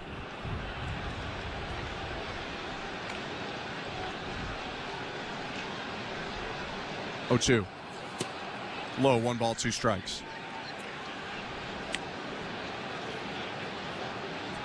That's got to be frustrating for a player or a pitcher to not have really any time to get into rhythm going back and forth to the injured list. 1-2 pitch. Swing and a foul off to the left. Well, I can only imagine how tough it is, especially for a hitter. I know how it is as a pitcher. It's difficult there, but as a hitter, you're not getting regular reps. You're not seeing the pitching that you need to have the success. It's almost like being a bench player, right? You come in every 4 or 5 days, you get a late inning AB, and everybody expects you to get a home run. 1-2 fastball, high, 2 balls, 2 strikes. Which, as we know, coming off the bench late in the game, a pinch hitter off the bench, that lefty off the bench is one of the toughest jobs in baseball. Friedl, a left-handed hitter in the starting lineup, playing center field. Facing a 2-2 count. Runner on first, no outs. Gausman's pitch. Swing and a liner headed to right field. That's a base hit. Springer picks it up on 2 bounces up to second base, Stevenson. And there are 2 aboard with nobody out, and it really feels like that drop third strike is looming large now. Yeah, I think you could see Alejandro Kirk probably thinking about that still. There should just be 1 guy on and 1 out in this inning, and here comes John Schneider to get Kevin Gausman. Gausman pitches into the 6th, strikes out the first batter, but a pass ball costs him an out and causes a base runner there. Then Friedl hits a splitter into right, and that's going to be the end of the day for Gausman after 5+ innings. 2-2 ball game with the Reds threatening in the top of the 6th. First and second, nobody out, and for the first time today, let's go back to baseball control. Here's today's host, Show Ali. Thanks, guys. And before we check the St. Louis out-of-town scoreboard, don't forget we do have Jays Talk this evening. Jeff Blair has the post-game show solo. Barker enjoying a well-deserved break, but Jeff will still throw out the numbers for you to call once this game is in the books. All right, let's check the out-of-town scoreboard brought to you by St. Louis Bar and Grill. First, another reminder on the 165th running of the King's Plate. It was rescheduled to Friday, August 23rd. That's this Friday. Races begin at 1 p.m. Eastern. The King's Plate itself is scheduled for 6:18 p.m. Eastern, 3:18 p.m. Pacific. No admission is required if you are planning to get down to Woodbine on Friday. The NFL preseason underway. Some quarterback competitions have officially ended. Vegas going with Gardner Minshew over Aiden O'Connell. Perhaps not a surprise out of Washington, but number 2 overall pick Jaden Daniels will be the Week 1 starter. In Los Angeles, the Chargers getting some good news. Quarterback Justin Herbert has resumed practicing for the first time since July when he suffered a plantar fascia injury in his right foot. And with the preseason also comes a litany of injuries. We mentioned the Bills. Lots of backups getting dinged. Mitch Trubisky, Marcus Valdes-Scantling, Curtis Samuel, and DeMar Hamlin all week to week or expected to miss multiple weeks. The Bills have also signed QB Anthony Brown with Trubisky on the shelf, and they have also reached an injury settlement with Abbotsford, BC native Chase Claypool, the wide receiver, now a free agent. Blue Jays baseball brought to you by Crown Rust Protection. Let's get back down to the Rogers Center. Here's Ben Schulman and Chris LaRue. Thank you, Show. The Blue Jays and the Reds in a close one. 2-2 is the score right now. 2 runners on for the Reds in the top of the 6th. Nobody out, and the Blue Jays taking out Kevin Gausman go to Ryan Burr, who will make his 19th appearance as a Blue Jay, a 4.67 ERA. Burr facing the righty hitter Spencer Steer, looking for a ground ball. Kicks and delivers, and the first pitch is down and away with the slider, ball 1. And Ryan Burr is slowly starting to get the confidence of John Schneider. It seems like almost every time he's pitching, he's in a higher leverage situation. This one no different. 1-0 pitch hit foul, 1-1. It was just yesterday that Burr was called upon to pitch in the 8th inning with the Blue Jays up 1-0 over the Cubs. He'd get a pair of righties out before walking a batter. Then the Blue Jays pulled him out to go left on left. They put Genesis Cabrera in, but Burr was given that high leverage 8th. Pitches home and misses high, 2-1.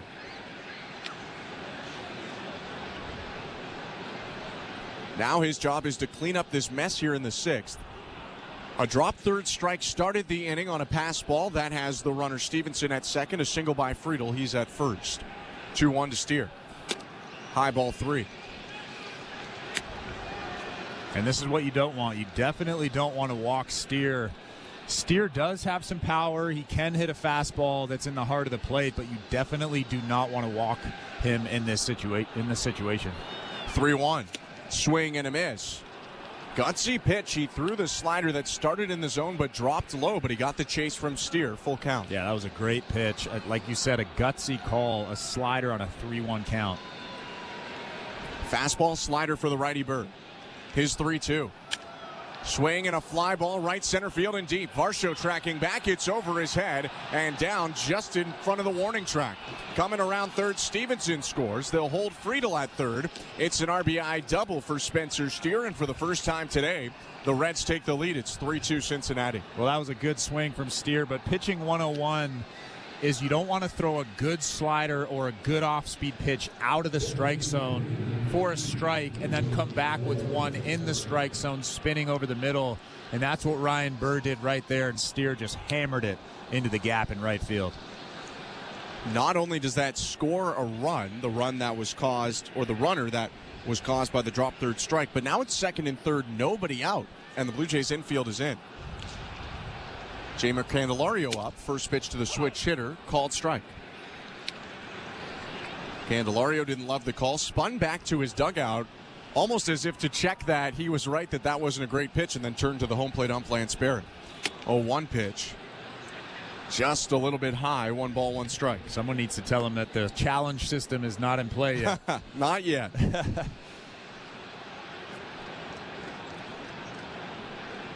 Candelario 0 for 2. Fly out to left and a comebacker. 1-1. Called strike. 1-2.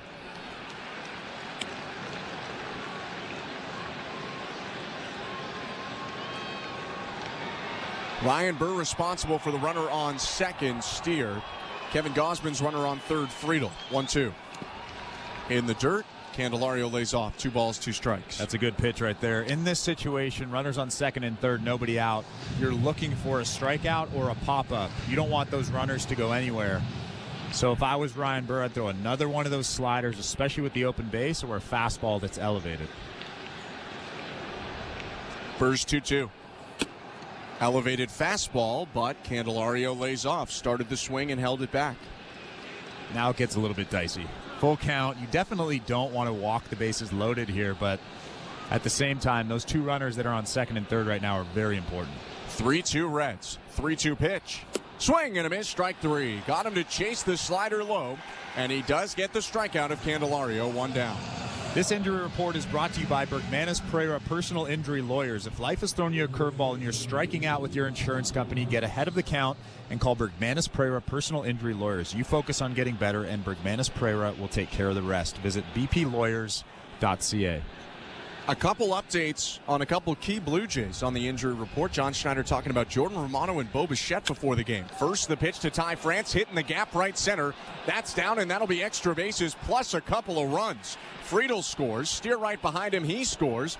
France slides into second, and all of a sudden it's 5-2 Reds on Ty France's two-run double.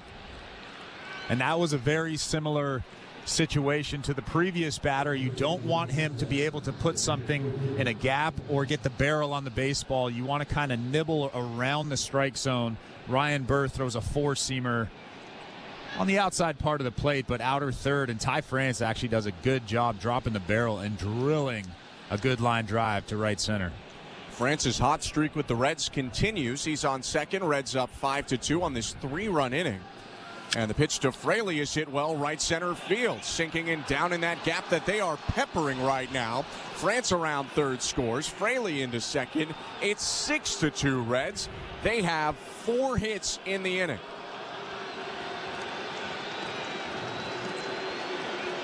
Fans are voicing their displeasure as the Reds have put up 3 doubles in the last 4 batters, all off Ryan Burr, and they've scored 4 runs in this frame. Yeah, that was just a four-seamer right down the middle, and Fraley just drilled it again in that gap.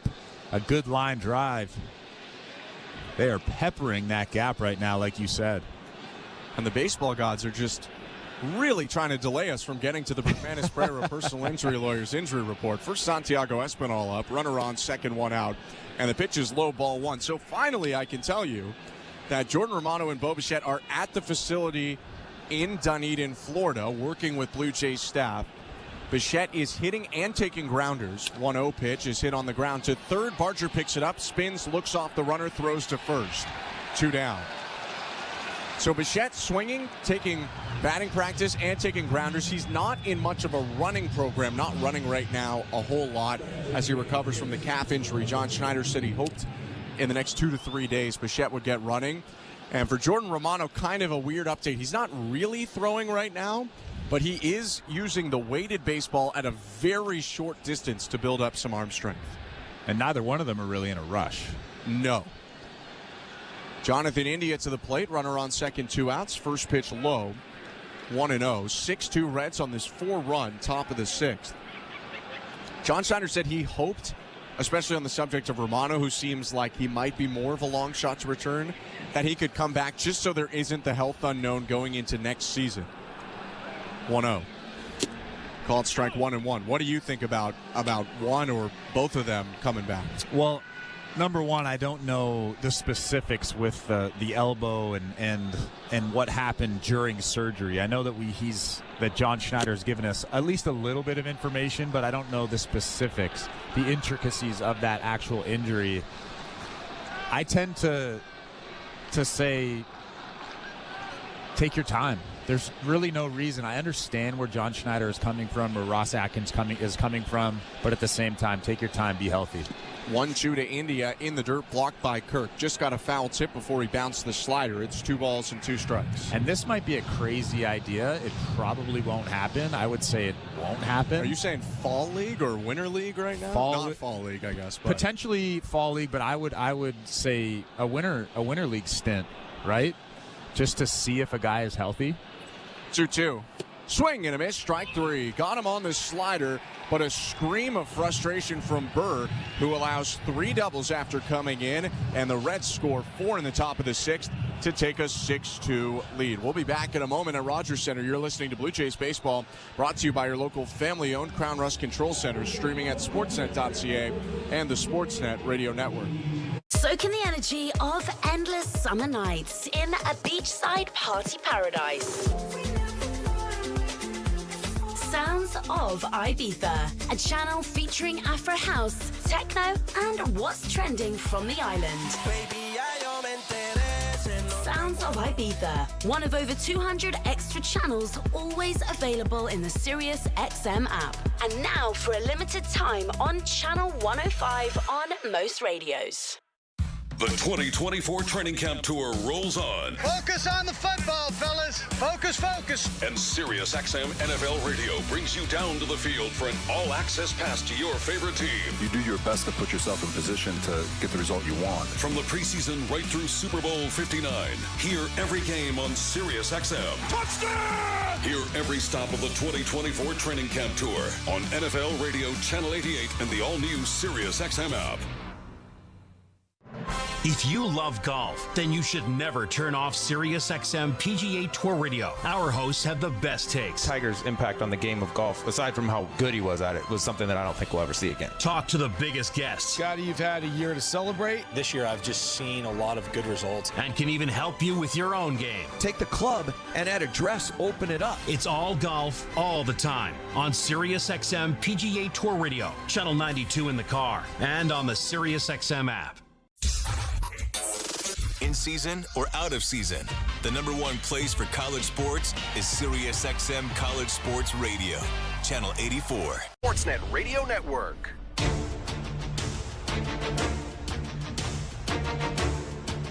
Bottom of the 6th at Rogers Center. Tony Santillan, the reliever for the Reds, back out on the mound. And a big Reds lead as Santillan delivers a first pitch strike to Spencer Horwitz, 0-1.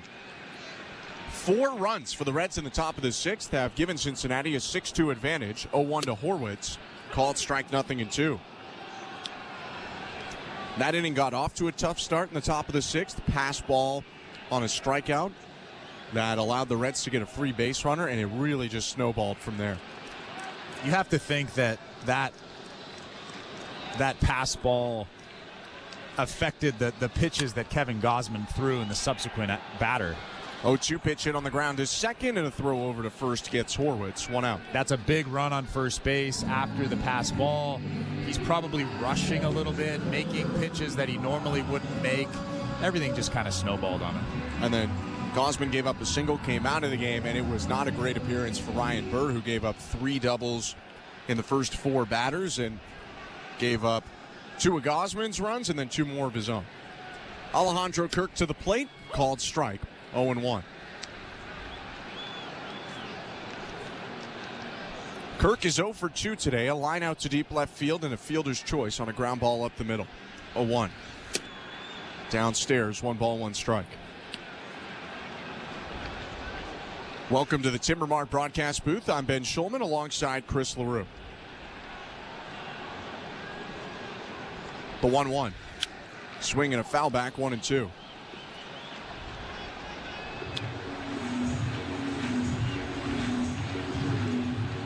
Kirk up with 1 out and the base is empty. Will Wagner behind him will hit this inning for sure.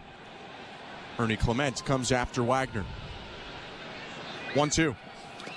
Bounce to the plate, 2 balls and 2 strikes.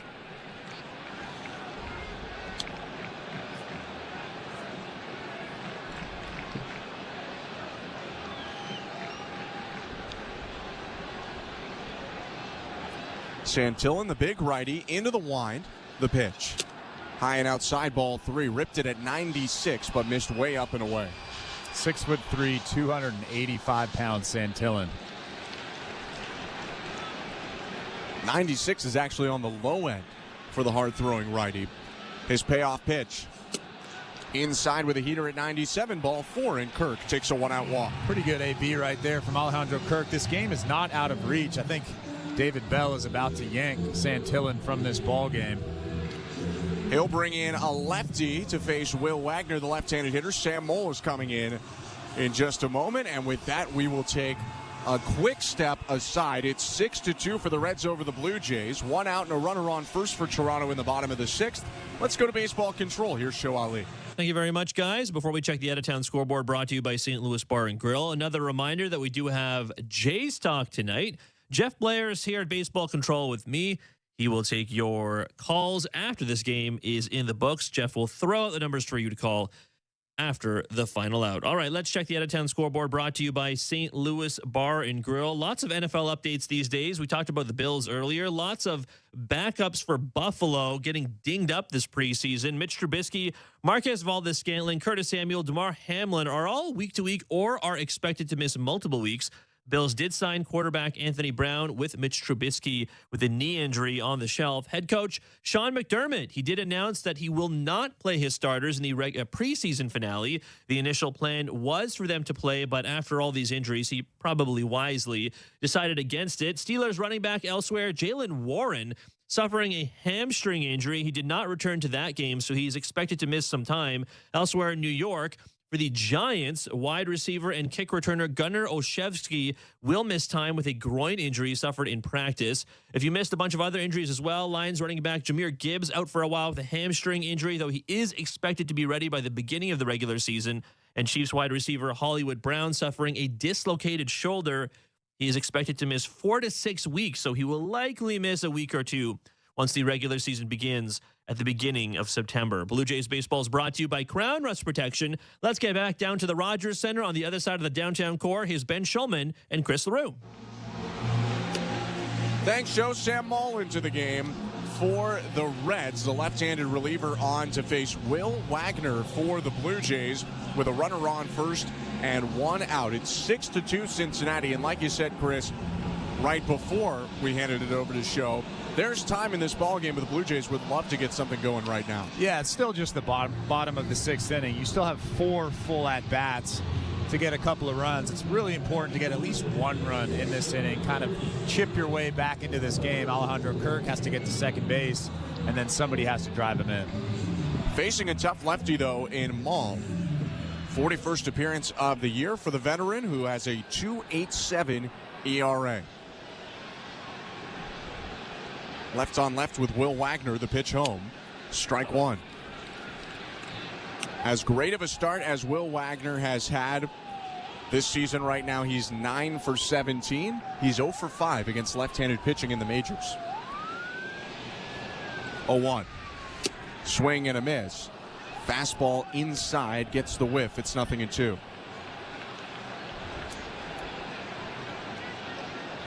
Maul in his first full season with the Reds was acquired at the deadline from Oakland last year. 0-2. Breaking ball freezes Wagner's strike 3. Front hip sweepers started like it was going to hit Wagner and then dropped into the zone. Yeah, that's a tough pitch. You can tell why left on left is so difficult. That front hip sweeper just breaks right over the plate on the outside part. Tough AB right there for Will Wagner. Now a left on right matchup. Ernie Clement takes strike 1. You could see Wagner kind of freeze up as he thought that pitch might hit him before it fell into the zone. Kirk on first, 2 down, 6-2 Reds, the 0-1. Bounced over the mound up the middle. Running to his left, it's De La Cruz, the 6'5 shortstop, who picks it up and steps on second to end the inning. No runs, no hits, 1 left for the Blue Jays. 6-2 Reds as we go to the 7th. You're listening to Blue Jays Baseball, brought to you by your local family-owned Crown Rust Control Center, streaming at sportsnet.ca and the Sportsnet Radio Network.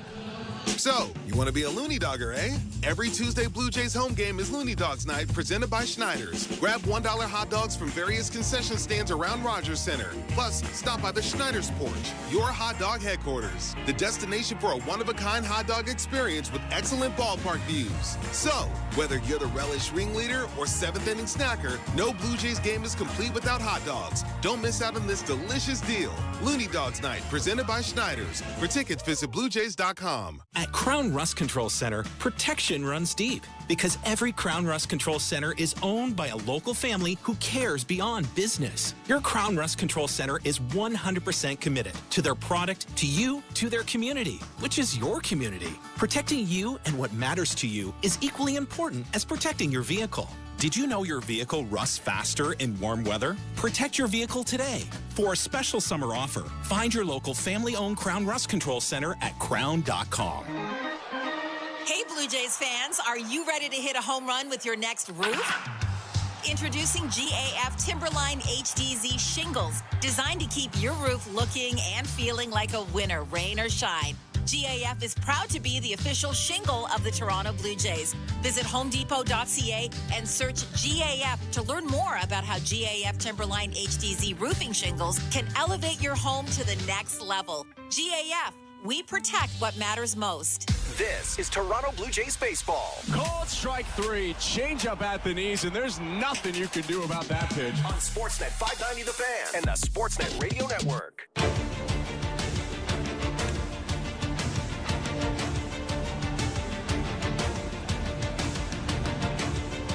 Welcome back to Rogers Center. 7th inning of action between the Blue Jays and the Reds. It's Cincinnati 6, Toronto 2, as Brendan Little takes the mound for the Blue Jays. The left-hander on for his 32nd appearance of the season. ERA just below 4, and he'll face the meat of the Reds' orders, starting with Elly De La Cruz.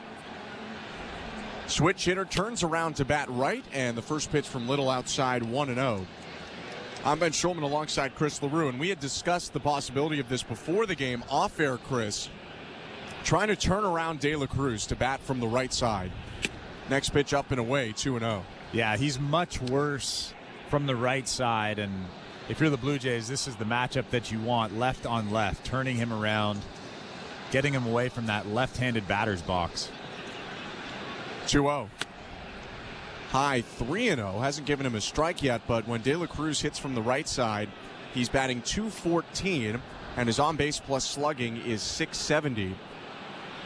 When he's batting from the left side, he hits .281 with an over 900 OPS. But he'll take a 4-pitch walk as Little misses inside, and it's a leadoff walk for De La Cruz, who we get to see on the base paths for the first time today. De La Cruz sits on 59 stolen bases. And this is where it gets interesting. Hopefully Brendan Little can calm down, slow that heart rate. I know he's thinking about Elly De La Cruz stealing second base here, but you still have to make a good pitch. The 6'5" De La Cruz hands his batting gloves over to the first base coach, and the first pitch is hit on the ground by Stevenson to short. Clement over to Wagner, one back to first. Double play. Well, you don't have to worry about the runner on first taken off to steal when you get a tailor-made double play ball. Stevenson hits into a 6-4-3, and there are 2 outs. Well, I'll tell you what, Brendan Little was really close to balking on that play. You have to come to a complete stop, and he was really close. I'm actually surprised that nobody called a balk on that play.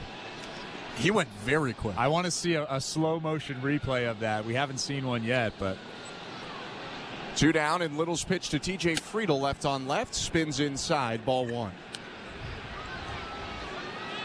Nonetheless, we don't get to see Elly De La Cruz steal a base. De La Cruz was just trying to get his batting gloves off when that ball got hit on the ground. 1-0.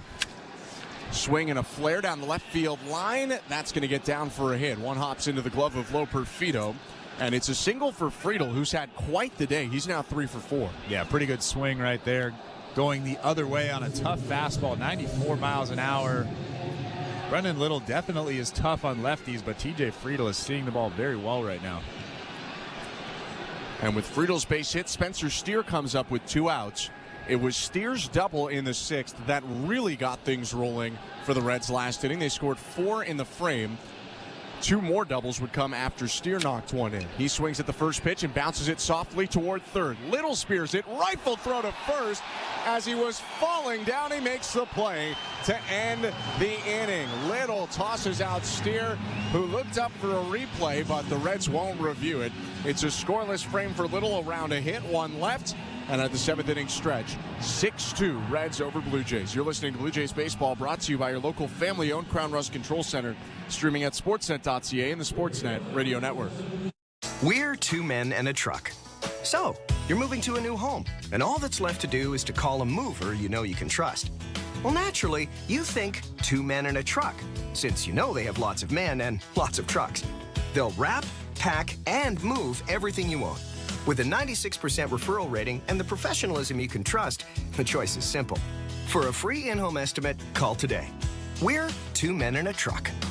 2 men and a truck, the movers who care. At Crown Rust Control, protection runs deep because every Crown Rust Control Center is owned by a local family who cares beyond business. Your Crown Rust Control is 100% committed to their product, to you, to their community, which is your community. Protecting you and what matters to you is equally important as protecting your vehicle. Did you know your vehicle rusts faster in warm weather? Protect your vehicle today. For a special summer offer, find your local family-owned Crown Rust Control Center at crown.com. I am by your side. Got a heart so big, on this you can rely.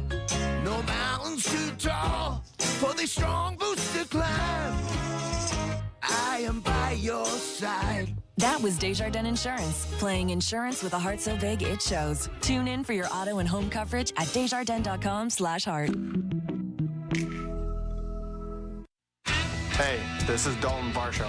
You're listening to Toronto Blue Jays baseball on the Sportsnet Radio Network. Ready or not, here I come.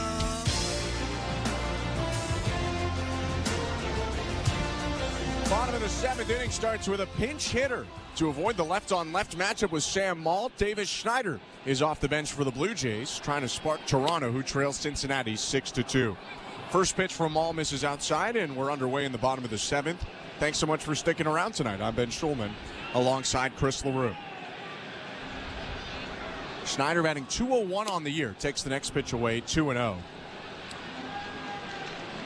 And it's been a bit of a struggle for Schneider over the last couple months. It's been a struggle all year against left-handed pitching, batting below 200, which is odd because he hammered lefties last year. 2-0 pitch hit foul down the right side, 2-1.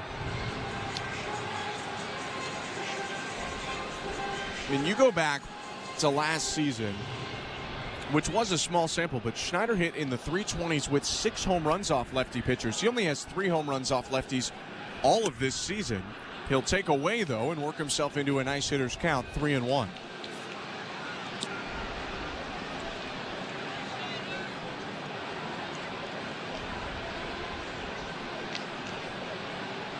Maul set at the belt. A breath. Now he twists back and delivers. And Schneider takes a called strike. Boy, that pitch looked high, but it's 3-2. Yeah, that's a tough pitch, especially when you're 2 for 30 in August. That pitch was up, out of the strike zone. It looked like Davis Schneider was about to take his base, and then Lance Barrett made the strike call.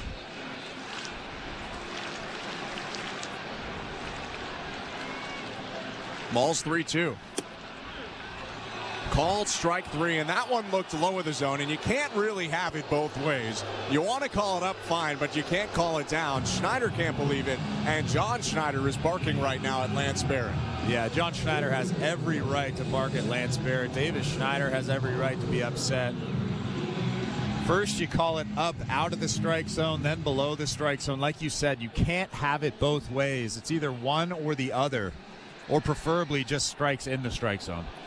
Here's Addison Barger. Left-on-left matchup in the pitch is hit down the third baseline. Fair ball, bouncing past the retaining wall, headed to the corner. Bad route by Steer. Barger at second, and he'll stop there. For a second, it looked like maybe he would have a chance at 3 because Steer tried to cut it off and ended up curling back, but instead it'll be a double for Barger, his 7th of the season. Yeah, Addison Barger just stuck the bat out on that pitch from Maul, and luckily it went right over the third base bag. He's standing on second base with a double. Third base umpire Alex McKay actually had to jump over that baseball as he was making the call. And Sam Maul, who's lucky to not have 2 base runners on right now, will exit the ball game. David Bell taking the baseball from the lefty reliever, calls on the righty Buck Farmer, and we will go back to baseball control with the Blue Jays down 6-2. A runner on second and 1 out in the bottom of the 7th. Here's our host today, Show Ali. Thank you very much, Ben. And before we check the out-of-town scoreboard, brought to you by St. Louis Bar and Grill. Don't forget, we do have Jays Talk this evening. Jeff Blair is standing by here at Baseball Control. He will have the post-game show today. He will take your calls. He'll throw out the numbers for you to call after the final out. All right, let's check the out-of-town scoreboard, brought to you by St. Louis Bar and Grill. Another reminder on that King's Plate, the 165th running of the King's Plate. It was rescheduled to Friday after inclement weather caused unsafe track conditions over the weekend. But on Friday, August 23rd is when races will begin at 1 p.m. Eastern. And the King's Plate itself is one of the final races of the day. It's scheduled for 6:18 p.m. Eastern, 3:18 Pacific. No admission is required if you are planning to get down to Woodbine Racetrack this Friday. Some scores from around Major League Baseball right now. Not a super busy night, but if we check the AL East, the Baltimore Orioles and the New York Mets, they are tied 3-3. The top of the 7th inning at Citi Field. The Boston Red Sox are currently blanking the Houston Astros. That game going to the bottom of the 4th inning at Minute Maid Park.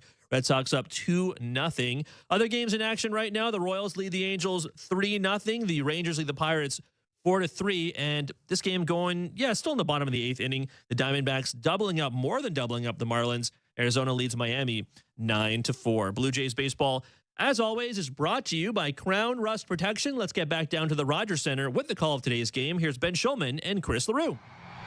Thank you very much, Joe. Buck Farmer will enter for the Reds here as the Blue Jays have a runner in scoring position in less than 2 outs. It's 1 out in the bottom of the 7th. Addison Barger is on second, and the top of the order is coming up for the Blue Jays. George Springer to bat now for the 4th time against Farmer, the veteran and former 5th rounder by the Tigers in 2013 out of Georgia Tech.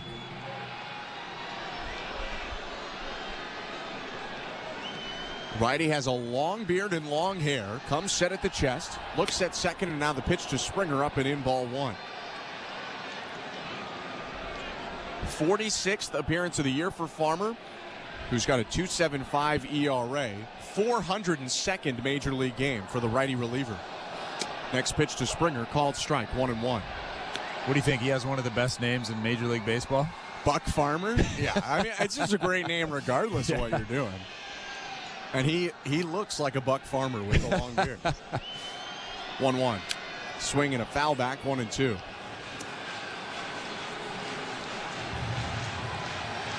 He's a big boy, too. 6'4", 245 pounds.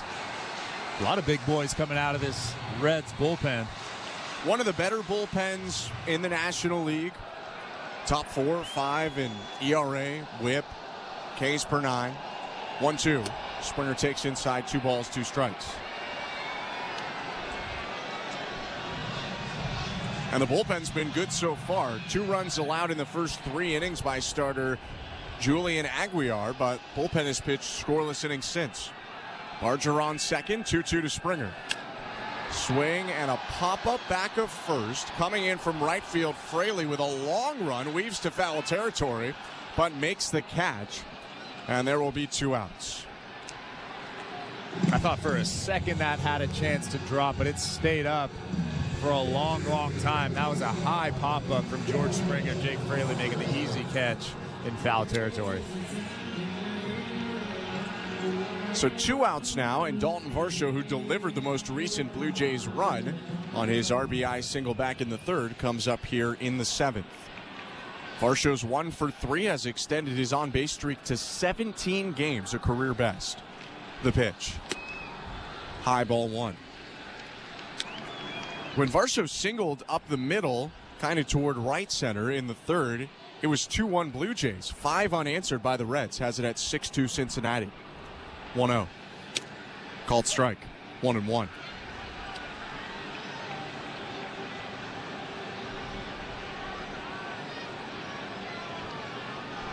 Barger leading off second. De La Cruz is keeping him close.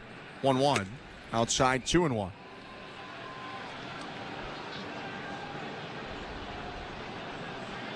First time that Farmer and Varsho have faced each other. Farmer spent the majority of his career in the American League with the Tigers, moved to Cincinnati in 2022. Gets a swing and a miss from Varsho on a changeup. It's now 2 balls, 2 strikes. Tough changeup right there from Farmer. 87 miles an hour, diving out of the strike zone. He also has that mid-90s fastball, 94 to 96 miles an hour. 2-2. Just off the plate outside. Tried to go backdoor with his slider and missed. Full count. Justin Wilson is up for the Reds. Farmer facing his second batter of the appearance in Varsho, Vladimir Guerrero Jr. on deck. 3-2, up and away, ball 4, and a very well-timed walk by Varsho. It puts 2 aboard and gives Vladimir Guerrero Jr. a chance to hit here in the 7th. Yeah, like I said, this game is not out of reach. Yes, it's getting later in this ball game, but it's still just the 7th inning, and your best hitter is now up in the batter's box, and he's also hit a home run in this game already. hit his 26th of the year back in the first inning to give the Blue Jays an early lead. That matched his home run total from all of last season. It's been a huge year for Vlad, but one thing he hasn't done this year is come up with a multi-homer game yet. We'll see what he has in store here in his 4th plate appearance. Boy, you're getting greedy, aren't you? A little bit. A little bit. First and second, 2 outs. The pitch. Down and in, ball 1.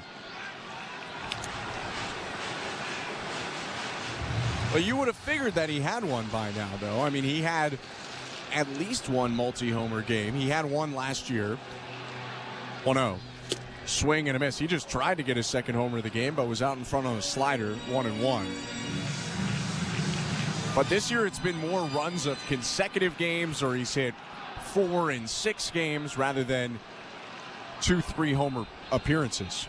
1-1 pitch is a broken bat roller to short, picked up by De La Cruz. Only play his first base, and he gets Guerrero to end the inning. The Blue Jays come up with a hit and a walk, but no runs. They leave 2 on, and we go to the 8th with Toronto down 6-2. You're listening to Blue Jays Baseball, brought to you by your local family-owned Crown Rust Control Center, streaming at sportsnet.ca and the Sportsnet Radio Network. The NASCAR Cup Series is on SiriusXM. We're back on the track Saturday, 6:30 p.m. Eastern. It's the Coke Zero Sugar 400 from Daytona International Speedway on SiriusXM NASCAR Radio Channel 90 in the car and on the all-new SiriusXM app. Get closer to everything that moves you wherever you are with the SiriusXM app. Let's make some smoke and drink some beer. Yes! Nothing matches the passion, the excitement, the history-making moments of college sports. My goodness! And nobody takes you inside the greatest campuses and stadiums across the country like SiriusXM College Sports Radio. Listen to all of the play-by-play action, expert analysis, and in-depth interviews with your favorite team. No matter the season, we have something for you. Your home for all things college sports is on SiriusXM College Sports Radio, Channel 84. Feel the thrill of the Premier League on SiriusXM FC. Arsenal running riot. A quick fire double from Chelsea. Hear every pulse-pounding moment. Haaland scores the hat-trick. Brilliant left-foot strike by Salah. What a goal by Marcus Rashford. From the world's most exciting league. Absolutely glorious from Tottenham Hotspur. Manchester United turn it around. All on your radio home for the beautiful game. If you like soccer, you are in the right place. The Premier League lives on SiriusXM FC 157 and the all-new SiriusXM app. The Blue Jays are in flight, leading 3-0. Blue Jays fans, this is Ross Atkins, and you're listening to Blue Jays Baseball on SiriusXM. Sportsnet Radio Network.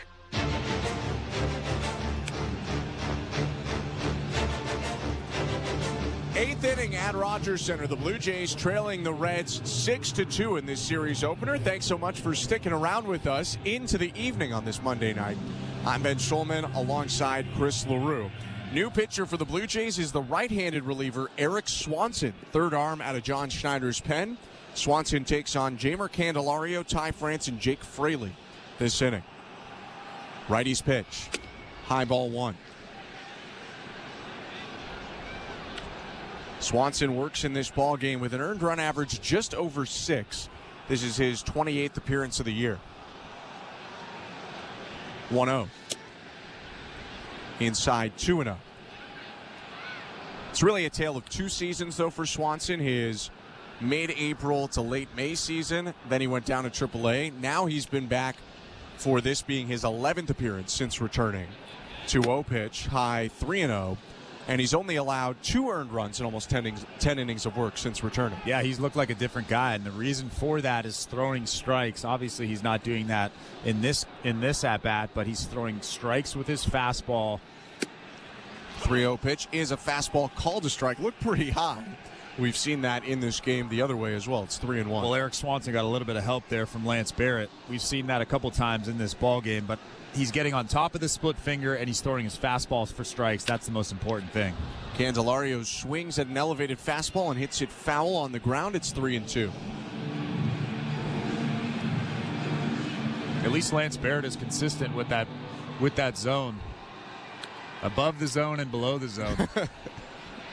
Well, when you make it that big, I mean, it's not that hard to be consistent.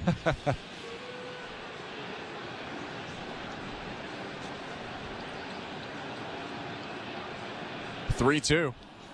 Swing and a miss, strike three. Gets Candelario to chase the high heat, and Candelario will let him know a little bit how he feels about the strike call. That probably forced him to expand there. 1 out. Yeah, I think that Lance Barrett might have called that a strike. It was about a ball above the strike zone. Candelario had to at least offer at it, and he swung right below that thing for strike three. So 1 out. Swanson bouncing back from the 3-0 count to get the punch out. Here's Ty France. Pitch home.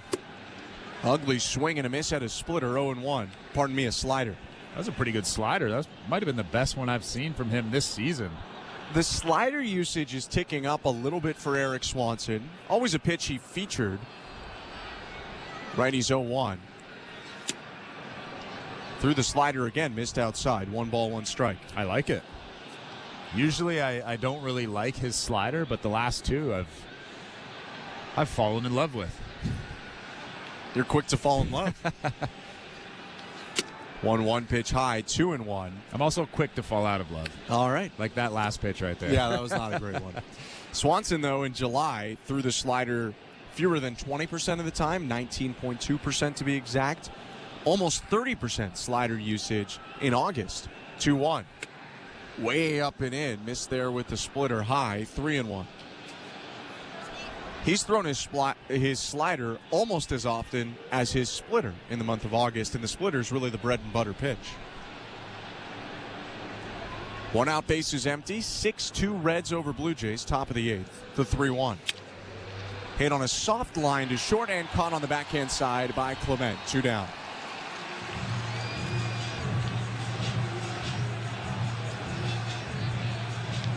How many hot dogs can you eat in one night? Find out at Rogers Center tomorrow night as Looney Dogs Night, presented by Schneider's, returns to the ballpark. Come hungry and enjoy all the hot dog fun, including a live hot dog counter and a photo with Buck the Looney mascot.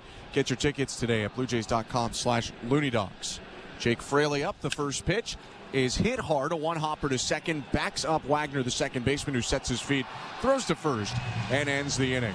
1-2-3 frame for Eric Swanson sends us to the bottom of the 8th, where the Reds still lead the Blue Jays 6-2. You're listening to Blue Jays Baseball, brought to you by your local family-owned Crown Rust Control Center, streaming at sportsnet.ca and the Sportsnet Radio Network. Hey, Jays fans, ready to hit a home run with your next roofing project?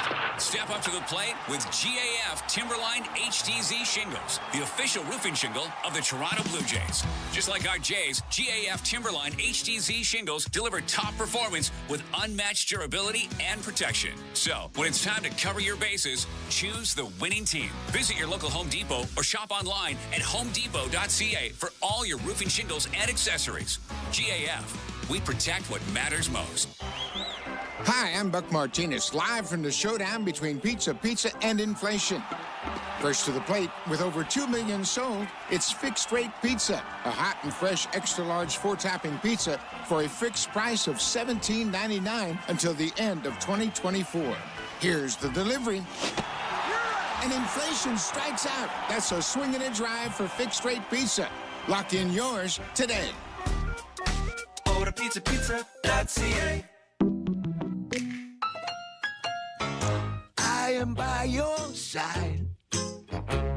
Got a heart so big, on this you can rely. No mountains too tall for the strong boots to climb. I am by your side. That was Desjardins Insurance, playing insurance with a heart so big it shows. Tune in for your auto and home coverage at desjardins.com/heart. This is Toronto Blue Jays baseball. Next pitch, Moniak takes off. It's low, a ball, throw down to second. They got him! On Sportsnet 590 The Fan and the Sportsnet Radio Network. This copyrighted broadcast is presented by authority of Rogers Blue Jays Baseball Partnership and may not be reproduced or retransmitted in any form. The accounts and descriptions of this game may not be disseminated without the express written consent of Rogers Blue Jays Baseball Partnership or the Sportsnet Radio Network. Justin Wilson, the lefty, takes over for the Reds, pitching for a second straight day. He faces Spencer Horwitz to start the bottom of the 8th. First pitch misses outside, ball 1. Reds 6, Blue Jays 2, 5 unanswered for Cincinnati after Toronto led early on. 1-0. Swing and a miss. Big cut by Horwitz on a middle-in fastball. Horwitz is 0 for 3 today, has a 7-game on-base streak on the line, was on base every game of the Blue Jays road trip. 1-1. Down and away, ball 2.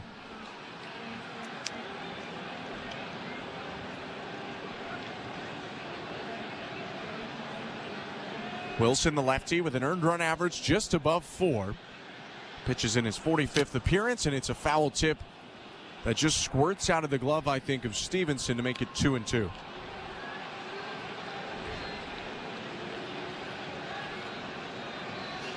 Wilson, another veteran, in after Farmer finished off the 7th inning.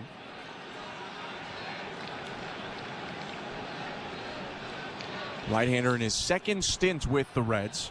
Kind of a roundabout way. Has spent each of his last 3 seasons with Cincinnati. 2-2.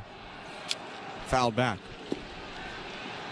This is a tough matchup for Spencer Horwitz. Justin Wilson throws 95 to 97 miles an hour with that fastball. Then he'll mix in a couple off-speed pitches, but this is no easy task for Spencer Horwitz. 2-2 pitch, just off the plate outside, ball 3. But if anybody can do it, it's Spencer Horwitz. He is the qualified rookie leader in on-base percentage. OBP in the 350s. 3-2. Swing and a miss, strike 3. Chases a little bit up and in. Wilson tied him up with a fastball, borderline pitch. And that's the first out of the 8th. Yeah, Justin Wilson threw that hard four-seam fastball right at Spencer Horwitz's hands. Like you said, tied him up. That's an almost impossible pitch to hit. Left on left, mid to upper 90s. He's been around a long time, 12 years now. Bounced around to a lot of different teams. Wilson's pitch to Alejandro Kirk, fouled back 0-1, and the bat flew out of the hands of Kirk and almost hit Will Wagner in the on-deck circle.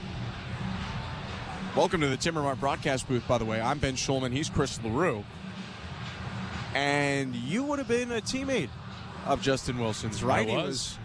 He was a Pirate early in his career, 5th rounder of the Pirates in 08. Debuted in 2012, pitched a lot in 2013. So I was with him when he was a starter in AAA in 2000, like the beginning of 2011. We were both in Indianapolis together, and he was a starter, and he threw about 91, 92 miles an hour. Wasn't very effective at all. And then the Pirates moved him to the bullpen. A 1-pitch outside, 1-1. And all of a sudden, this guy starts throwing 97, 98 miles an hour, and his career absolutely changed. And he's been in the big leagues ever since. And he's been on a ton of teams, traded so many times, but has been very successful. 1-1. Swing and a liner to shallow left. Slide out there by Steer, and he makes the play. Pardon me, it's Stuart Fairchild out there who just subbed in defensively. Steer moved to first, France out of the game, and Fairchild with an instant impact off the bench. Yeah, that was a great play. A feet-first slide, making that catch. I think Alejandro Kirk got a little bit jammed. Didn't really hit it all that hard, but Fairchild coming in with the wild catch for out number 2. You can see why they brought him in defensively. 2 outs now. Cheers, Insiders. Thanks for hanging out with us today for the Toronto Blue Jays. On the note of Justin Wilson trades, he was traded from the Pirates to the Yankees in 15. For the 2016 season, traded to the Tigers. Chad Green was in that deal. Also, or went the other way, rather, as Wilson misses outside. 2-0 to Wagner. Then he's traded at the 2017 deadline to the Cubs. Signs with the Mets for 2019 and 20, with the Yankees for 2021, and then traded to the Reds as Wagner swings at the 2-0 and lifts it to right center on the run. The catch made by Friedel ends the inning. 1-2-3 for the veteran reliever Justin Wilson, and we go to the 9th inning with the Blue Jays down 6-2. You're listening to Blue Jays Baseball, brought to you by your local family-owned Crown Rust Control Center, streaming at sportsnet.ca and the Sportsnet Radio Network. Hey, it's Andy Richter, here to tell you about the Andy Richter Call-In Show. Each week I'll be... Behold, the mightiest assembly ever witnessed. We are all gathered in the darkness. Together we can be the light. I call upon every crew We need you all to join our fight for a new SickKids, and we need you now. Who's with us? Who is with us? Are you with us, insiders? Let's go. You heard the man. Let's donate some money to SickKids. Anything that you can is a huge help. Cheers, insiders. Let's change the world.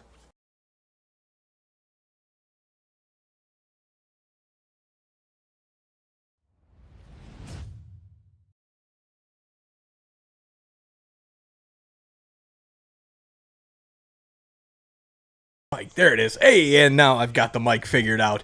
I have to mute it because the kids will unmute it if I have to run to one of these parent meetings. But anyways, what's up, Rod? Cheers to Carrie as well, the Reds fan. Thanks for hanging out with us. Love it that you found the chat here, and make sure you come back. Don't be a stranger once the Reds aren't playing the Jays anymore. But will we see Joey Votto? That is the poll. The poll is up. Thank you, Chris, for that suggestion, sir. And I also have to pin the chat for the SickKids link. We only have a few days left in that SickKids campaign, so please, if you have not made a donation yet, please click the link and make a donation for our awesome cause, SickKids. Thanks, everybody. Back to the baseball. I hear the music. We'll see you in the chat. Opener. Thanks so much for sticking around. I'm Ben Schulman alongside Chris LaRue. The mightiest assembly ever witnessed. Squadron and Tom Young, our technical directors, and Jeff Blair will have Jays talk after the game. So make sure to stick around after the conclusion of this one.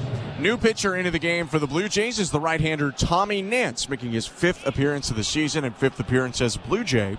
He takes over to face Santiago Espinal. Right on right, first pitch is hit foul down the right field line, 0-1. And we've been talking about big guys coming out of that Reds bullpen, but how about the biggest of those guys? Tommy Nance, 6'6", 240 pounds. I wouldn't want to get into a fight with this guy.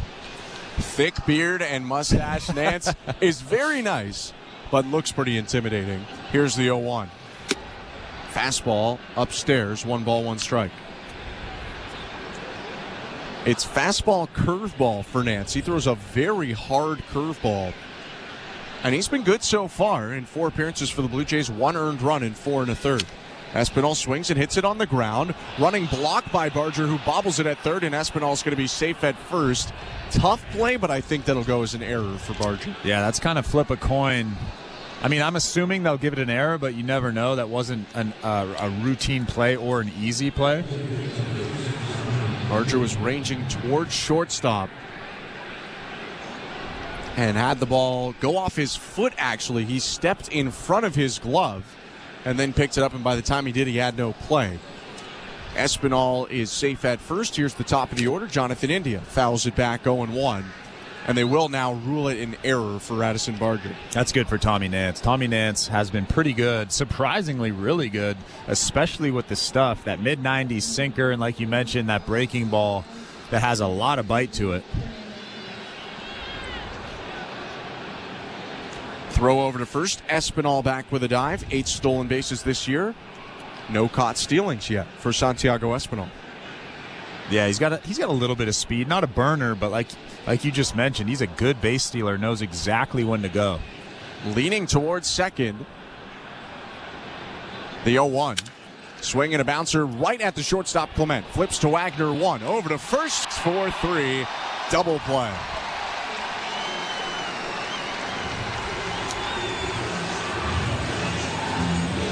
So the Blue Jays erase that error very quickly. Tommy Nance gets the ball on the ground off the bat of India, and there are 2 outs with the bases empty. Yeah, Tommy Nance has strikeout stuff, but most importantly, he has the ability to induce ground balls with that hard sinker, and he does so right there for 2 outs. De La Cruz, the switch hitter, back batting left after hitting right last time, takes outside, ball 1. When strike throwing and location were one thing that John Schneider emphasized today when asked about his early impressions of Tommy Nance, positive impressions he had. 1-0 in the dirt, 2 balls, no strikes. Also used the words reliable and really likes his curveball. Said reliable and consistent. Those were 2 words he described Tommy Nance with. 2-0. Swing and a fly ball, deep center field. Varsho turns around, racing back at the wall, reaches up and makes the catch. De La Cruz just missed a homer, and for Tommy Nance, it's a scoreless top of the ninth. 6-2, the Blue Jays trail the Reds as we go to the bottom of the ninth. Ernie Clement leads off on the other side. You're listening to Blue Jays Baseball, brought to you by your local family-owned Crown Rust Control Center, streaming at sportsnet.ca and the Sportsnet Radio Network. If you're looking for a fun day, did you know the day before Monday? Junior J Sunday. You can paint your face, come and meet Ace and run base to base. On Junior J Sunday. So many things to do. Cheers, Insiders. Thanks for hanging out with us tonight for the Toronto Blue Jays game against the Cincinnati Reds. We only have a few days left in our SickKids Summer Rally. Please, if you haven't done so already, take a look at our campaign page and make a small donation. You see the work that this amazing hospital does and the lives that it changes in the greater Toronto area. Thank you for being here. Thanks for hanging out with us. Just by being here, you have helped make a donation to SickKids because a part of our revenue goes directly to SickKids every single month. So thanks for being here. Thanks for helping us support an amazing cause. We'll see you guys back in the chat. Now let's go Blue Jays. Two men in a truck. Two men and a truck. The movers who care. This is Toronto Blue Jays baseball. It's Ernie Clement with the RBI single. 1-0 Toronto. On Sportsnet 590 The Fan and the Sportsnet Radio Network. Welcome back to Blue Jays Baseball. Show Ali with you at Baseball Control. The Jays trail the Reds 6-2 as we head to the bottom of the ninth inning at the Rogers Center. Don't forget, we do have Jays Talk this evening. Jeff Blair is also here at Baseball Control. He has the post-game show this evening. He will take your calls. Blair will throw out the numbers for you to call after the final out. Blue Jays Baseball is brought to you, as always, by Crown Rust Protection. Again, the Jays trail the Reds 6-2 as we head to the bottom of the ninth inning down at the Rogers Center. Here's Ben Schulman and Chris LaRue. Thank you very much, Joe. The Blue Jays looking for 4 to keep this game going, 5 to win it, and they'll face the Cincinnati closer. Alexis Diaz is into the game. The younger brother of famed Mets closer Edwin Diaz makes his 46th appearance of the season, an all-star last year, but struggling a little bit this season with an earned run average just under 4. I think he's figured it out just a little bit. In his last 15 games, he has an ERA of 1.84 with 13 strikeouts and 14 2/3 innings pitched. Yeah, a lot of the struggles in April and May for Diaz in save situations. He's 17 for his last 17. However, this is not a save situation as Ernie Clement leads off with the Blue Jays down 4. Diaz, the righty, kicks and releases, and the first pitch is whizzed in there at 94 for strike 1. It's fastball slider for the Puerto Rican that was picked in the 12th round by the Reds in 2015. 0-1 pitch hit well, deep left field. Fairchild racing back to the wall, turns, it's gone!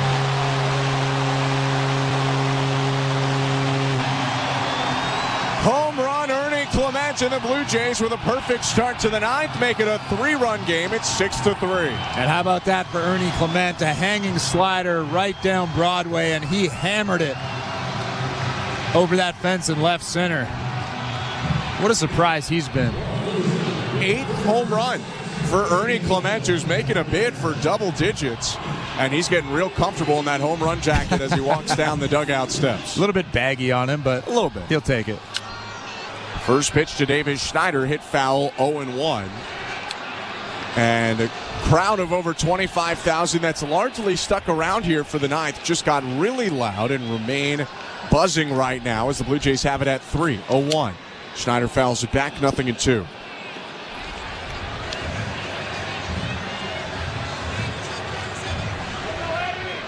For Diaz, that's just the 4th home run he's allowed all season. Does a very good job of keeping the ball in the yard. Next pitch to Schneider, called strike 3. Fastball on the outside edge. He's set down for the first out of the bottom of the ninth. Boy, he's really struggling. That's a pitch that you have to at least offer at. You have to try to foul it off. It was a tough fastball down and away at 95, but you have to try to stay alive there, especially down by 3 in this ninth inning. He is really going through it right now. First pitch to Addison Barger, hit back foul, and it lands just off to our left. And I think maybe into the Cincinnati Reds radio broadcast booth. It's 0-1. I don't know if they were ready for that. I think it skipped down, actually, so they were all right. They were all right. Alexis Diaz still on the mound. The 0-1 to Addison Barger with 1 out. Check swing. Pitch was up and away. Ball 1.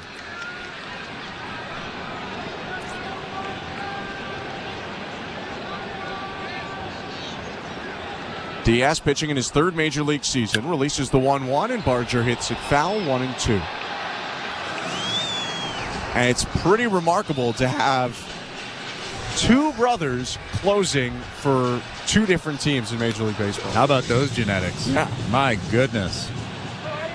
I mean, you see brothers pitching or playing for different teams, but 2 guys are the highest leverage relievers on their teams. As Barger hits the 1-2 deep to left field, slicing toward the pole, and it's foul.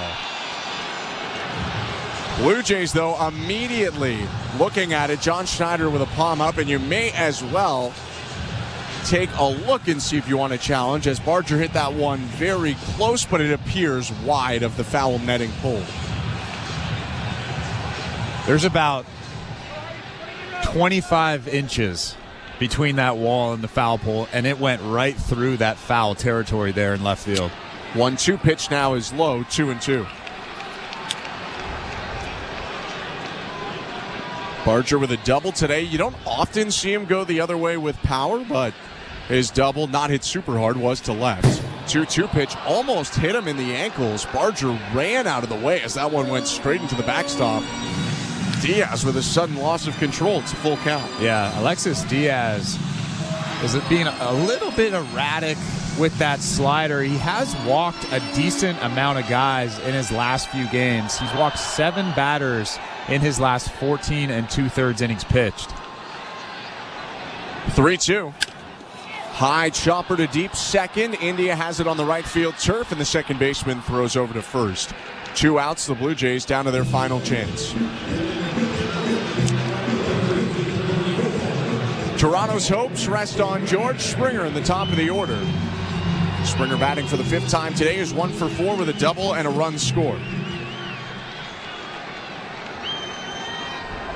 6-3 Reds, a 4-run 6th inning, still the difference. Springer swings and misses at the first pitch, a slider, 0-1. Not a save situation for Diaz, who allowed this to become a 3-run game by giving up the leadoff homer this inning to Ernie Clement. His 0-1. Bounce to the plate. Yeah, you can't get yourself into a save situation. No. It's like a basketball player throwing the ball off his own net to try to get a rebound. They don't let you do that. Although that does seem pretty smart. Until you put it in. Sounds like you've done that. I'm not going to confirm or deny. Springer standing tall, looking out at Diaz. Here's the 1-1. Called strike at the knees. Springer hunching over it. Looked a little bit low, but maybe more built-up frustration with his own tonight. It's 1-2. Yeah, that was a little bit better of a call than a lot of the bonehead calls Lance Barrett has made tonight, but still not a strike. A little bit below that strike zone. Springer asked for time, now steps back in. Blue Jays have 1 strike to play with. 6-3 Reds in this opener. Bottom of the 9th, 2 outs, and the 1-2. Fouled off to the right.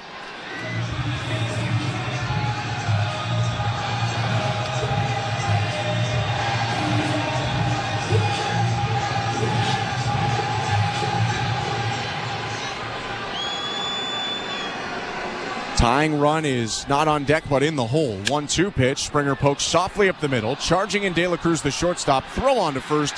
Beats Springer by a step. And that's the ball game. The Reds rally in the 6th inning, starting with a drop third strike off Kevin Gausman and a single, and then 3 doubles against Ryan Burr, played 4 runs, and that's enough for the Reds to win the game 6-3. Yeah, up until that 6th inning, it was a pretty good ball game. The Blue Jays giving up 4 in that 6th inning. Kevin Gausman looked pretty solid, just giving up those 2 runs until that 6th inning. But the Blue Jays came up against a rookie, a guy making his first career start, and he looked pretty good. Aguiar went 4 innings, only giving up 2 earned runs, of course giving up that bomb to Vlad. But the Blue Jays coming up short tonight. Toronto drops this one 6-3. They lose the opener of the series, but have a chance to get it back tomorrow. We are going to take a break, wrap this one up on the other side, and send you over to Blue Jays Talk with Jeff Blair. So stick around. 6-3. The Reds beat the Blue Jays. You're listening to Blue Jays Baseball, brought to you by your local family-owned Crown Rust Control Center, streaming at sportsnet.ca and the Sportsnet Radio Network. Hi, I'm Buck Martinez, live from the showdown between Pizza and inflation. First to the plate, Pizza's big hitter, fixed rate pizza. An extra large 4-topping pizza for a fixed price of $17.99 until the end of 2024. I dare say, folks, inflation stands no chance against this all-star. Here's the delivery. And inflation strikes out. That's a swing and a drive for fixed rate pizza. Lock in yours today. Order pizza.ca. At Crown Rust Control Center, protection runs deep because every Crown Rust Control Center is owned by a local family who cares beyond business. Your Crown Rust Control Center is 100. Hey, baseball fans. Thanks for hanging out with us for this Toronto Blue Jays game. Really appreciate you being here, hanging out in the chat, listening to the game. That's what we do here every single night. Please make sure you are subscribed to this awesome community of Toronto sports fans. Turn on that little bell. Do not forget to turn that little bell on. That's actually really important because then you're going to get notified every single time the Toronto sports team is playing live, because we're live right here on TSI. Whether it's the Leafs, the Jays, the Argos, the Raptors, TFC coming soon, and the Buffalo Bills of the NFL. We'll see you guys back in the chat. Let's go Blue Jays.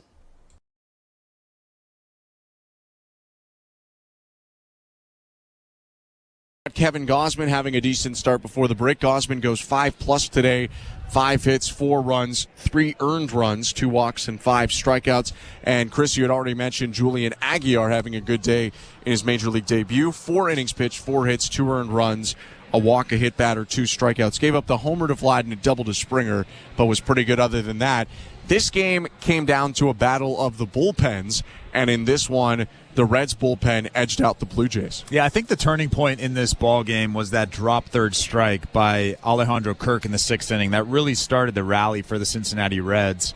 The next batter came up, got a base hit, and then Ryan Burr came into that ball game, and he was just a little bit erratic with that fastball.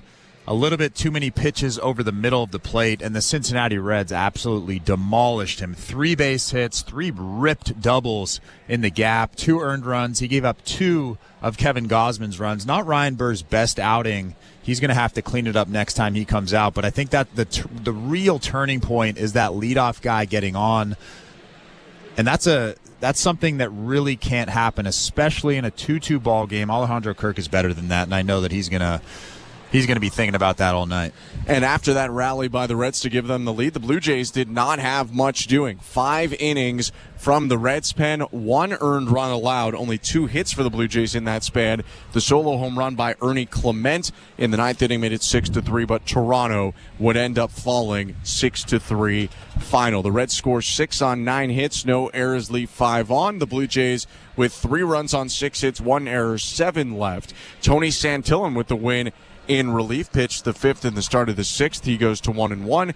Gausman picks up the loss. He's 11-9. No save in a game that took just over 2.5 hours in front of just over 25,000 at Rogers Center. The Reds, who are trying to push for the playoffs, move to 61-64.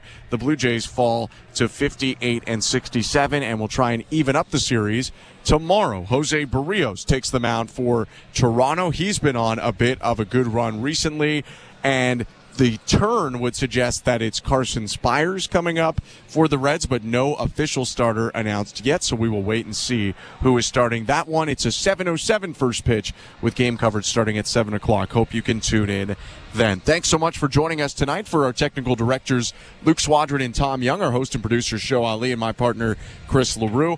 I'm Ben Schulman. Hope you have a great rest of your Monday evening, and stick around. It's Blue Jays Talk with Jeff Blair. Some of the things Chris Bassett said earlier today didn't exactly walk them back in his conversation with Arden and Shai, but did kind of attempt to soften things a little bit. But as I said on Blair and Barker, as I said in Blair today, because again Barker wasn't there. it really doesn't matter. I mean, you can say whatever you want. It's how a comment lands that matters. And I'll say this for Chris Bassett. I think his original comments taken at face value probably summed up the way 95% of Blue Jays fans feel anyhow. So, in that regard, whatever mission Chris Bassett was trying to accomplish in his interview with Chris Rose, mission accomplished. 416-870-0590, star 590, 1-888-666-0590. The Blue Jays losing this game, the big play of the game, no doubt, was the dropped third strike by Alejandro Kirk in the sixth inning. Opened the door to a big inning for the Reds, an inning that put the Reds on the path to victory. Ryan Burr coming in relief of Kevin Gausman. And, that's what the rest of this year is going to be about. It's going to be about finding out what exactly the Jays have in guys like Brendan Little and Ryan Burr. We do know this. Ryan Burr is capable of pitching a memorable fit in the dugout. And it is quite entertaining watching Ryan Burr whenever he does melt down, because it's quite a spectacular meltdown. You probably heard some of his language on TV today if you were watching the game, and of course a couple of outings ago, a little bit of a reaction in the dugout. Kevin Gausman continuing to, I don't know, what would you say Kevin Gausman's trying to do? Continuing, I guess, to set himself up for a good offseason and come into spring training, maybe find out a few more things about himself. His velocity was down again today. I don't really know what to read into that. I think in some instances it's probably by design. But again, a home run hurting the Blue Jays. And at the end of the day, regardless of the pitching, and we will focus on the pitching, but at the end of the day, regardless of that, the Jays just could not manage anything offensively. Kudos to Vladdy Guerrero for a monstrous home run. Second deck shot in the first inning. And Ernie Clement following up with a leadoff home run in the ninth. But again, much too little for the Blue Jays. They fall 6-3 to the Cincinnati Reds in the first game of a 3-game series at the Rogers Center. We will listen for the manager, John Schneider's post-game interview, and also get comments from Kevin Gausman, who was today's starter. Russ in New Jersey, let's go to the phone lines. You're on Blue Jays Talk. How are you? Don't care. It's I've been a Blue Jay fan, and I know I'm a big one, but I went to games back in '77, and even when you went in the early '80s, Bell was coming up, and Barfield and Mosby, and this team is a funny team because they still, you look at some of the younger guys, but they're still saying they're trying to compete big time for 2025, and they're going to go. They're still, people think they're going to go out and get some high-priced free agents. So, you don't know who's going to be there. But I want to talk about two things. Number one, I know it's his first full season, but he didn't come out as a used prospect, and that's Schneider. He's totally lost at the plate. And the crazy thing is he does work the count sometimes, and he'll get into a 2-0 count, and he'll just strike out. And you would think that he's going to see a decent pitch on a 2-0, and he just, I don't know what it is, but it seems like he's just clueless at the plate right now. It's not only his average is down to 200, but the strikeouts are just every game 1 or 2 strikeouts. And the other thing I want to ask you about is, I said this 4 months ago to you. I don't believe that Ross Atkins is getting fired. And that's I don't, it's not nice to say that anyone should lose their job, but it's any other city, this guy would have been out. And it's a joke for Shapiro to tell me how he likes, he likes consistency in this. We've been consistently not winning. So I don't understand this whole thing. But I'm not surprised at all. Shapiro is the guy that, gave this guy the job. I don't know if Tony LaCava would have been a better GM, but Tony LaCava is a very respected baseball guy, and they got rid of him, and you always look at Atlanta, and I'll ask you, that's what I'll leave you with. How I think Riley getting hurt has ended them. I don't know how they've survived up until now with Acuna and Strider and then Albies and everybody out. But Riley, I think that's going to be the finishing thing. I don't think that team can make the playoffs with that many injuries. But I think Alex Anthopoulos, the fact that they're there at this point, just shows how he can put a team together. Yeah, I'm going to say this. First of all, as far as I know, Tony LaCava is still with the team. Yeah, he is. Yeah. He is. And as far as I know, I'm not entirely certain. And again, I've known Tony a little bit for a variety of reasons. I'm not entirely certain he wanted a GM's job. He didn't want the one in Baltimore, that I'll tell you, because he turned that down. He didn't want to work for Anthony. Yeah, and well, it's not just that. There's some anyhow. Tony's one of the reasons Tony liked working for the Blue Jays and likes working for the Blue Jays is they've allowed him to stay in Pittsburgh in his home, and that's very important to Tony for a variety of reasons. I'm not going to get into it. I mean, it's not that. It's just that's the way it is. So I wouldn't read I wouldn't read anything into that. As I said, in point of fact, I think Tony LaCava is still with the team. I don't know what. I think he's a senior advisor. I mean, I don't know what his actual role is, but I do want to throw that out there. Ross Atkins. I mean, man, yeah, it's like this is the Ross Atkins show, basically. That's really what it is. It's basically the Ross Atkins show because it seems that's all that we talk about, and that's probably going to be the case for the rest of the season. Listen, Russ, I would be lying if I said to you that I would be surprised if he.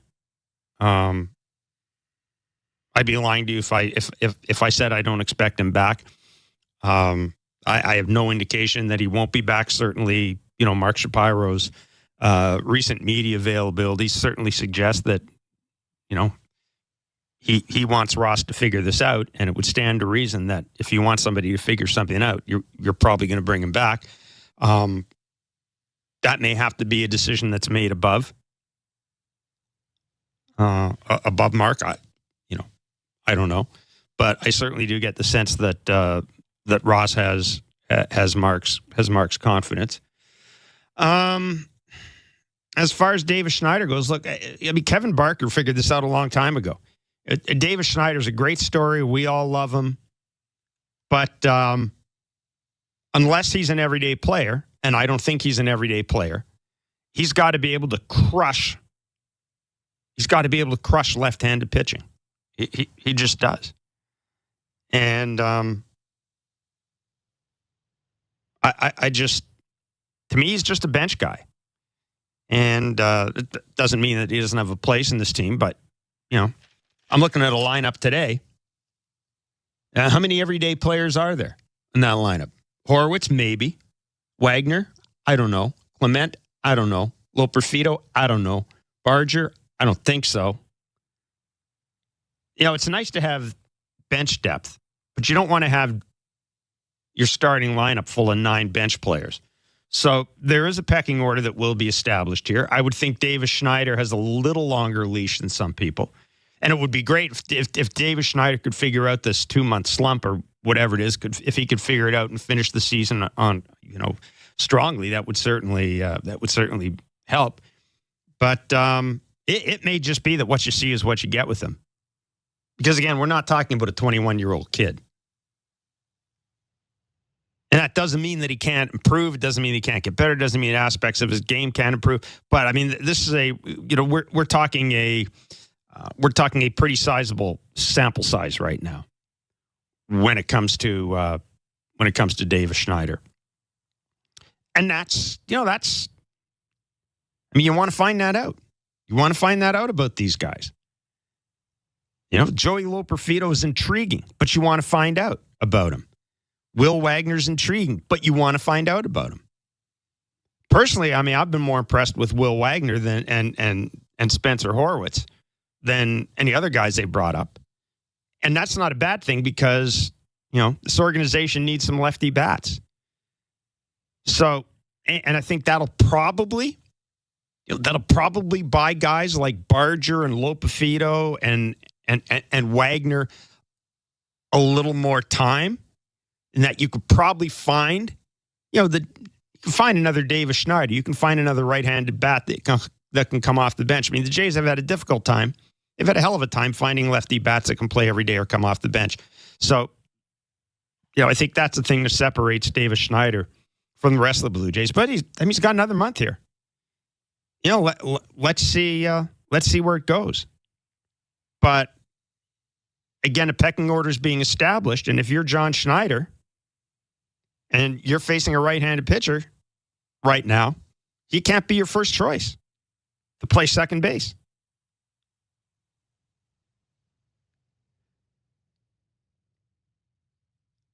As dead in Los Angeles. How are you, my friend? Hello there. I'm good. How are you? Oh, I'm doing well. Believe it or not. Well, we all are in the same boat. Listen, 2 questions that I have, and then I'll probably stay on the line because I don't have a real good way of listening to you guys. I'm in Los Angeles. So question 1 is, we've talked about how much of a cannon of an arm Barger has. So how easy or how difficult is it to train a guy like Barger to be your catcher, because nobody would ever be able to run on the guy? Okay. It's impossible would be my answer. And arm strength. I mean, come on, you're a smart baseball fan. Arm strength alone doesn't have isn't the thing that makes a catcher, that allows him to throw runners out. I mean, it's a matter of footwork. It's a matter of balance. I mean, there's all sorts of things that go into it. So no, that isn't happening. No, that's too bad, because he's a young man, trainable, one would hope. But I understand. Yeah, and he can't. He hasn't shown me enough that he can hit enough that I want to waste a great deal of time experimenting with him anyhow. Yeah.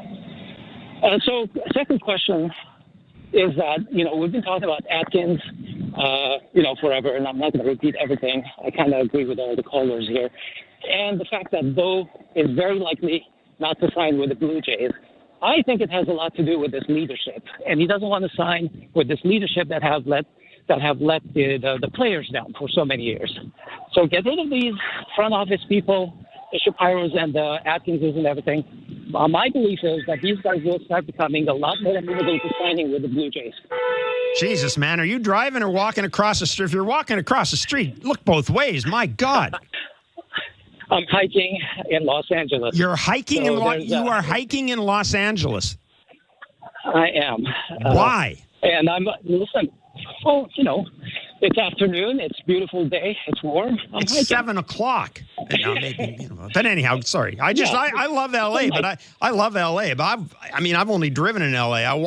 I think I walked one time, and that was because I found a great parking spot, and I was walking to a restaurant. I don't think I've ever met anybody who walks in LA. You may be a first.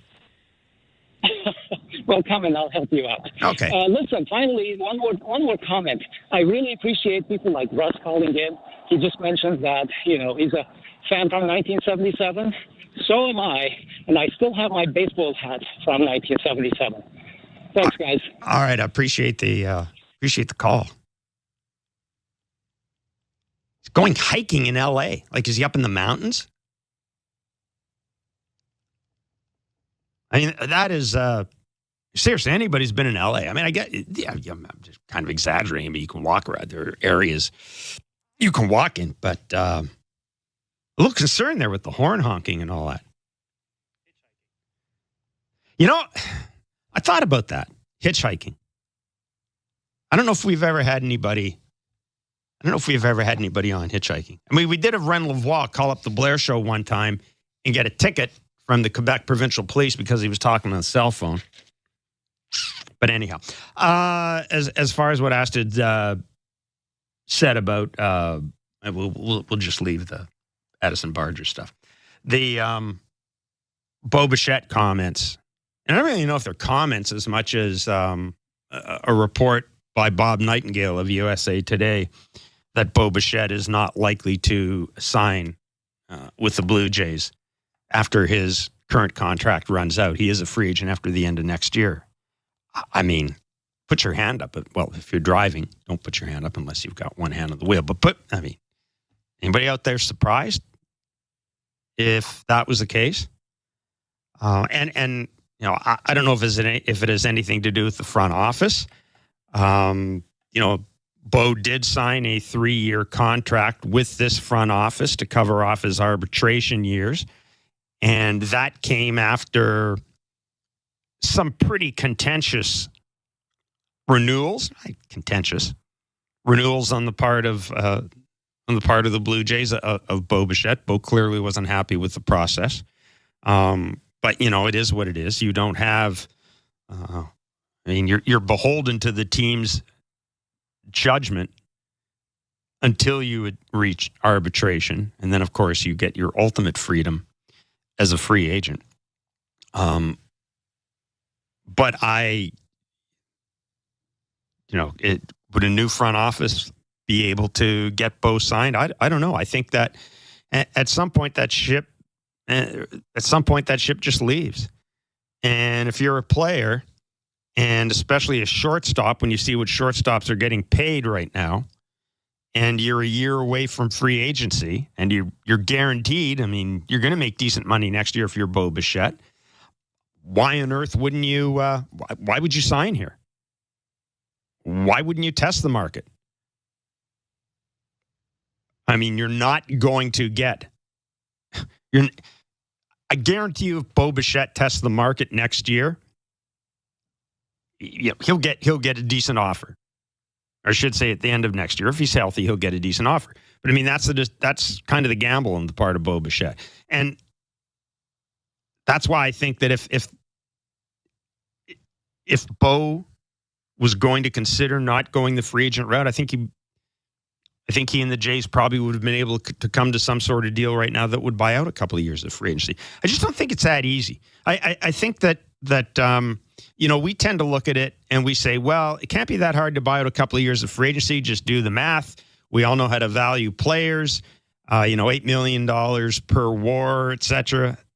You know, and then you look at what other players are getting in the market and you compare, you contrast, and you try to come up with some sort of an agreement. But there's also an aspect of human nature here. And you do get to a point where I think if you're a player, you want to see what's out there. And I'll flip this in its head. You know, people say, well, maybe Bo Bichette getting hurt will make him more inclined to take a contract with the Blue Jays and get the security. I think Bo Bichette getting hurt would probably just reinforced in his mind that, you know, nobody's guaranteed a long career in this game. You got to strike while the iron's hot. And that means going the free agent route. 416-870-0590, star 591, 888-666-0590. Plus, I've also got to add this, and I want people to keep this in mind. You can fire Ross Atkins and Mark Shapiro tonight, and you still, the whole organization, they've run this organization for years. Nothing's changing overnight. You can bring somebody new in, but at every level, at every affiliate, it's their guys running the show. So the idea that you get rid of a front office that's been in place for, 9 years now, however long it is, and that things are miraculously going to change overnight, it's not the way it works anymore. 416-870-0590, star 591, 888-666-0590. The Blue Jays have lost to the Cincinnati Reds. It is the first game of a 3-game series. Are you disappointed Joey Votto's not up for this? I mean, I know his AAA numbers are god-awful, and I take him at face value that he wants to be up here and be able to compete. But for the life of me, I don't understand why he's going through this and why the Blue Jays are going through this. Without taking advantage of this opportunity of having him up here against his former team. Anyhow, we'll take a break. We'll come back on the other side, hear from the manager, hear from the callers. It's Blue Jays Talk on the Sportsnet Radio Network. Timber Mart is Canada's building center, a solid neighbor to call upon when you've got a job to do. Your dependable home improvement store that offers the added value of Air Miles reward miles with every purchase of $15 or more. Visit timbermart.ca. At Crown Rust Control, protection runs deep because every Crown Rust Control Center is owned by a local family who cares beyond business. Your Crown Rust Control is 100% committed to their product, to you, to their community, which is your community. Protecting you and what matters to you is equally important as protecting your vehicle.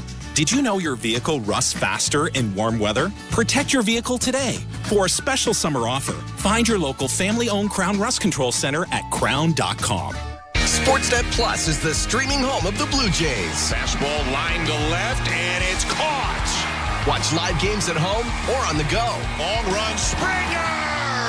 Oh, what a play! Plus, catch Blue Jays Central for pre- and post-game updates with Jamie and Joe. Miss the game? Replays and Blue Jays in 30 are here for your recap. Pitching has certainly led the way. Watch it all unfold on Sportsnet Plus. Plans start at $19.99 a month. Subscribe now at sportsnetplus.ca. Hi, I'm Buck Martinez, live from the showdown between pizza and inflation. First to the plate, with over 2 million sold, it's Fixed Rate Pizza, a hot and fresh extra-large 4-topping pizza for a fixed price of $17.99 until the end of 2024. Here's the delivery. And inflation strikes out. That's a swing and a drive for Fixed Rate Pizza. Lock in yours today. Order pizza.ca. The Blue Jays are inviting you to work from Dome. Put it in your calendar. 307 weekday starts this season. You can work from Dome with friends or coworkers at Rogers Center. It's a game changer. Make the ballpark your office for the afternoon. Work from Dome, 307 weekday starts. Let's touch base. Check out ticket options on bluejays.com/workfromdome. We're twomeninatruck.ca. We've got lots of men and lots of trucks, so get ready to be moved. Think 2 men in a truck, 2 men in a truck.ca. So when you gotta move, all moving day. Think 2 men in a truck, 2 men in a truck.ca. Cause all of us movers are not the same. So that's our company name, 2 men in a truck.ca. We're lots of men with lots of trucks, so give us a call today.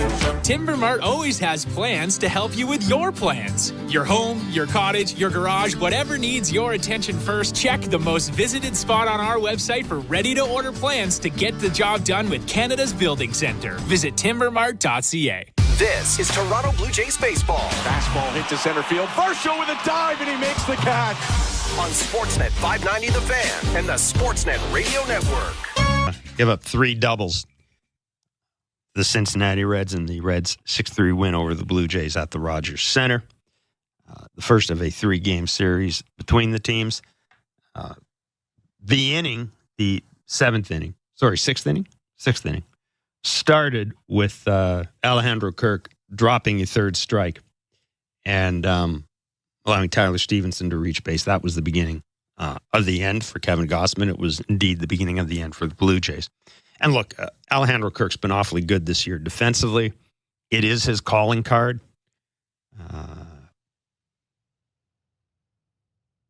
But one of the things we will be watching as we go through September is how Alejandro Kirk responds to a heavy workload. There's no Danny Jansen anymore. Brian Serven is at best a AAA catcher. And Alejandro Kirk's going to get a lot of work. And I'm not suggesting that what we saw tonight was the result of fatigue. I'm not suggesting that at all. But, I will say that that's one of the things the Jays will be watching. I mean, they've got a lot to do this offseason. And I would think if you're the Blue Jays, needing to spend a great deal of time, energy, and certainly money on the catcher spot, there are other things you need to do.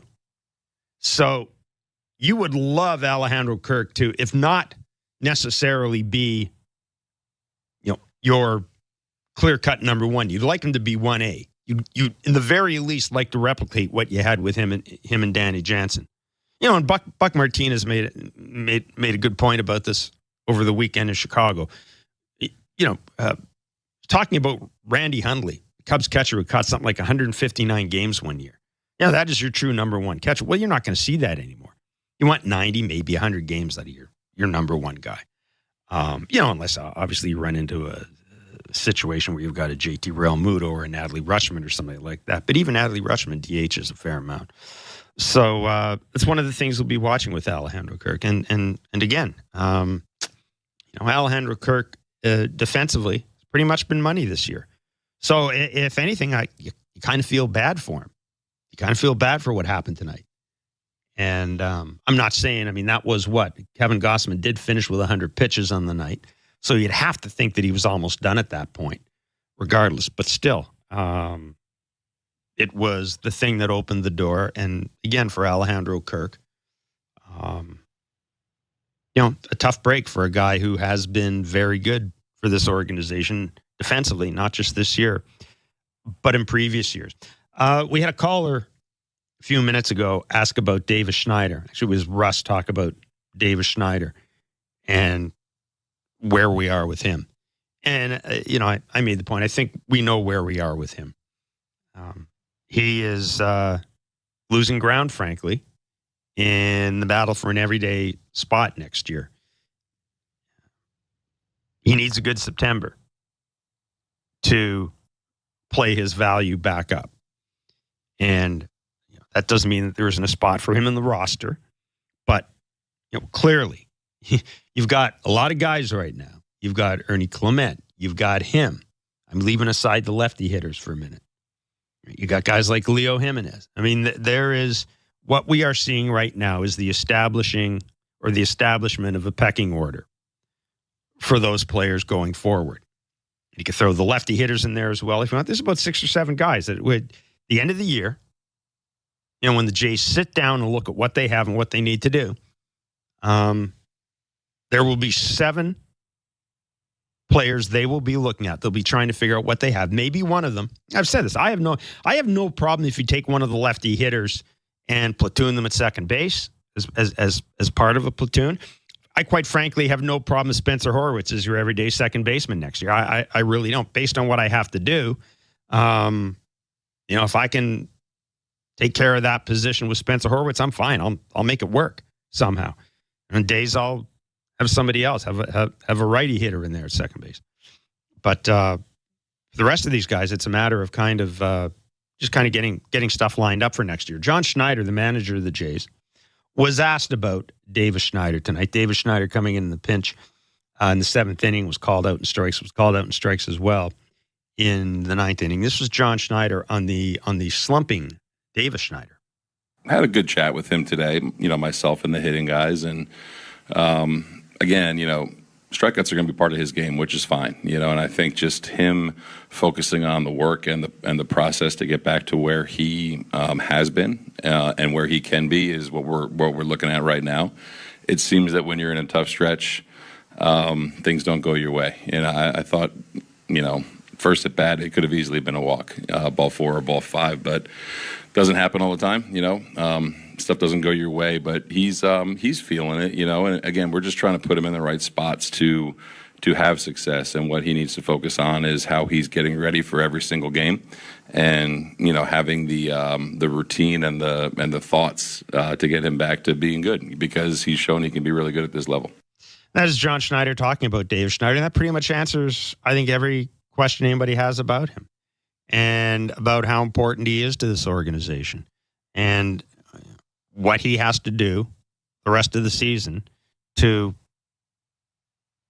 regain the degree of trust that John Schneider in the front office originally had in him.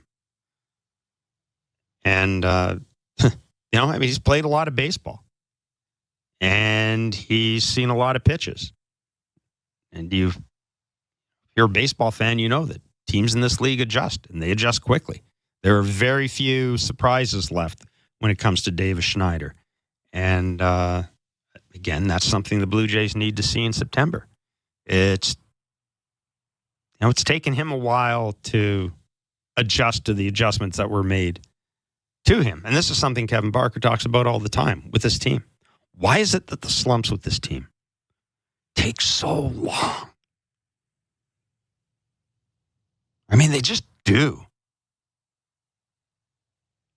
The slumps we have seen in 2024, to a certain degree last year as well, but the slumps we've seen this, they just seem to take forever.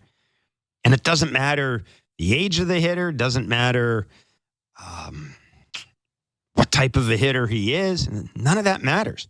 Left, right, none of that matters. when they go into a slump, I mean, the slump just drags on and drags on and drags on. 6-3, the Blue Jays have lost to the Cincinnati Reds. Second game of the 3-game series will go tomorrow night at the Rogers Center. The Cincinnati Reds will apparently have a new player on their roster tomorrow.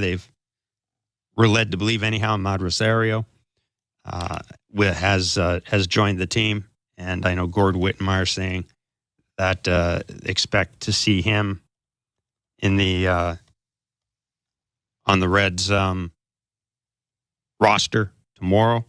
They claimed him off waivers from the Dodgers a little earlier, so there you go. And Ahmad Rosario, a little bit of a surprise. What, he was hitting like 305? I mean, I know the Dodgers are a good team, and they've got a bunch of moves they have to make. But my goodness, he was hitting 305 with the Dodgers. So the Reds claimed him, and he could very well be in Toronto tomorrow.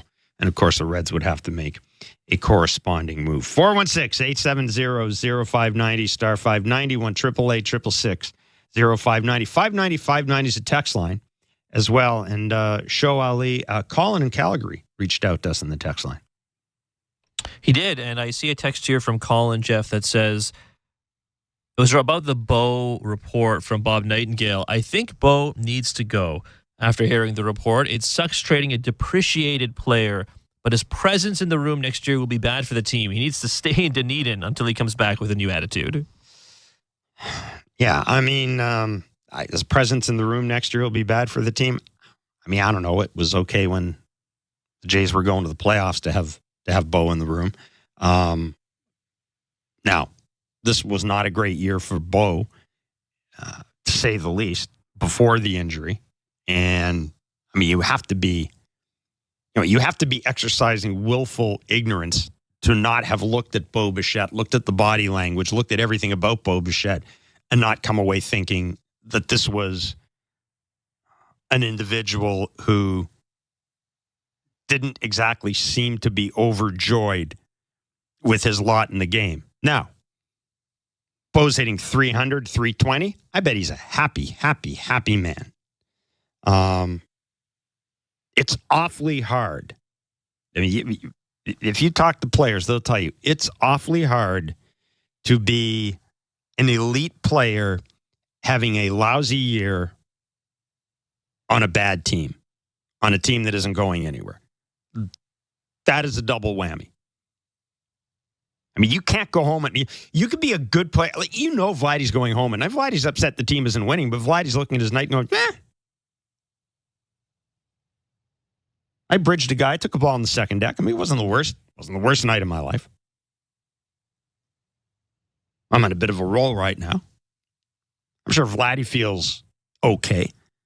A lot different if you go back and you're hitting 225 and you're 0 for your last 14 and the team isn't winning. Completely different feeling. So, that's something to keep in mind with Bo. We were told today by John Schneider that in 2 or 3 days, Bo will begin running, and he will be doing that in Dunedin. The Jays seem optimistic that we will see both Bo Bichette and Jordan Romano back before the end of the season. And I would think more than anything else, just getting them back and just seeing their level of health, just to kind of get a baseline for the offseason, is going to be one of the things the Blue Jays will want to see going forward. We do have a clip from Kevin Gausman. This is Kevin Gausman, tonight's starting pitcher, who deserved a much better fate than he received. I mean, I think as a team, kind of, set the tone for what we expect, from the young guys, from the new guys that are here, and, not just what we expect on the field, but, off the field and on the bus and kind of everything in between. And so, I think that's kind of what success looks like right now is, setting the tone for next year. Obviously we can still do something, but, we would have to really play exceptionally great for that to happen. So, knowing that we have a lot of guys returning that are on this team currently, I think that's the mindset.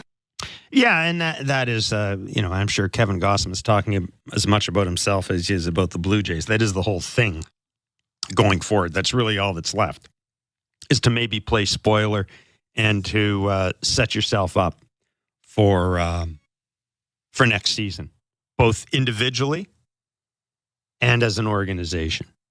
6-3, the Blue Jays have lost to the Cincinnati Reds. It is the first game of a 3-game series. Thank you for listening to Blue Jays Baseball, brought to you by the local family-owned Crown Rust Control Centers in Aurora. This has been Major League Baseball play-by-play on SiriusXM and the SiriusXM app. Why do I love calling this game? Calling this game. Calling this game. Calling this game. Why do I love calling this game? It's because I get a chance to bring some joy into people's lives. Anything can happen on a baseball field. We've got a new game. It's perfectly unscripted theater. Everybody on their feet. Because you never know what you're going to see on a given day. It is bedlam at the bank as Bryce Harper has put the Phillies on top. There's just something about baseball on the radio. Something about the way wood hits leather. A swing and a drive to deep left center. The way leather hits dirt. And he made the play. The way a deep fly ball sounds like it's about to change history. High fly ball to center field. It's hit pretty well toward the wall. Until the cleats hit the grass, hit the crushed brick, and then nothing but sky and a silent crowd. That ball's high. Until leather hits leather and 40,000 fans lose their collective minds. In a perfect symphony of chaos. He jumped up on top of the wall, balanced himself, and caught it. The way nothing triumphs a perfectly honest call. The way the right voice can make a moment live forever. Touch 'em all, Joe. You'll never hit a bigger home run in your life. Outsiders may think this is just two teams. A ball, a bat, and a microphone, but no. For over 100 years, this has been the soundtrack of the American pastime. He struck it out looking. It's over. It's over. The Rangers have won the World Series. The soundtrack of summer. This is Major League Baseball on the radio. Right now on SiriusXM. All rise. Coming in 5. Get ready to play. 4. Get up. Get up. 3. Can you believe it? Put your seatbelt on. Wow. Talk about the game and all the stories on MLB Network Radio, SiriusXM 89, and the SiriusXM app. Sirius 137, XM 181, and Internet 862. Twins on Internet 856.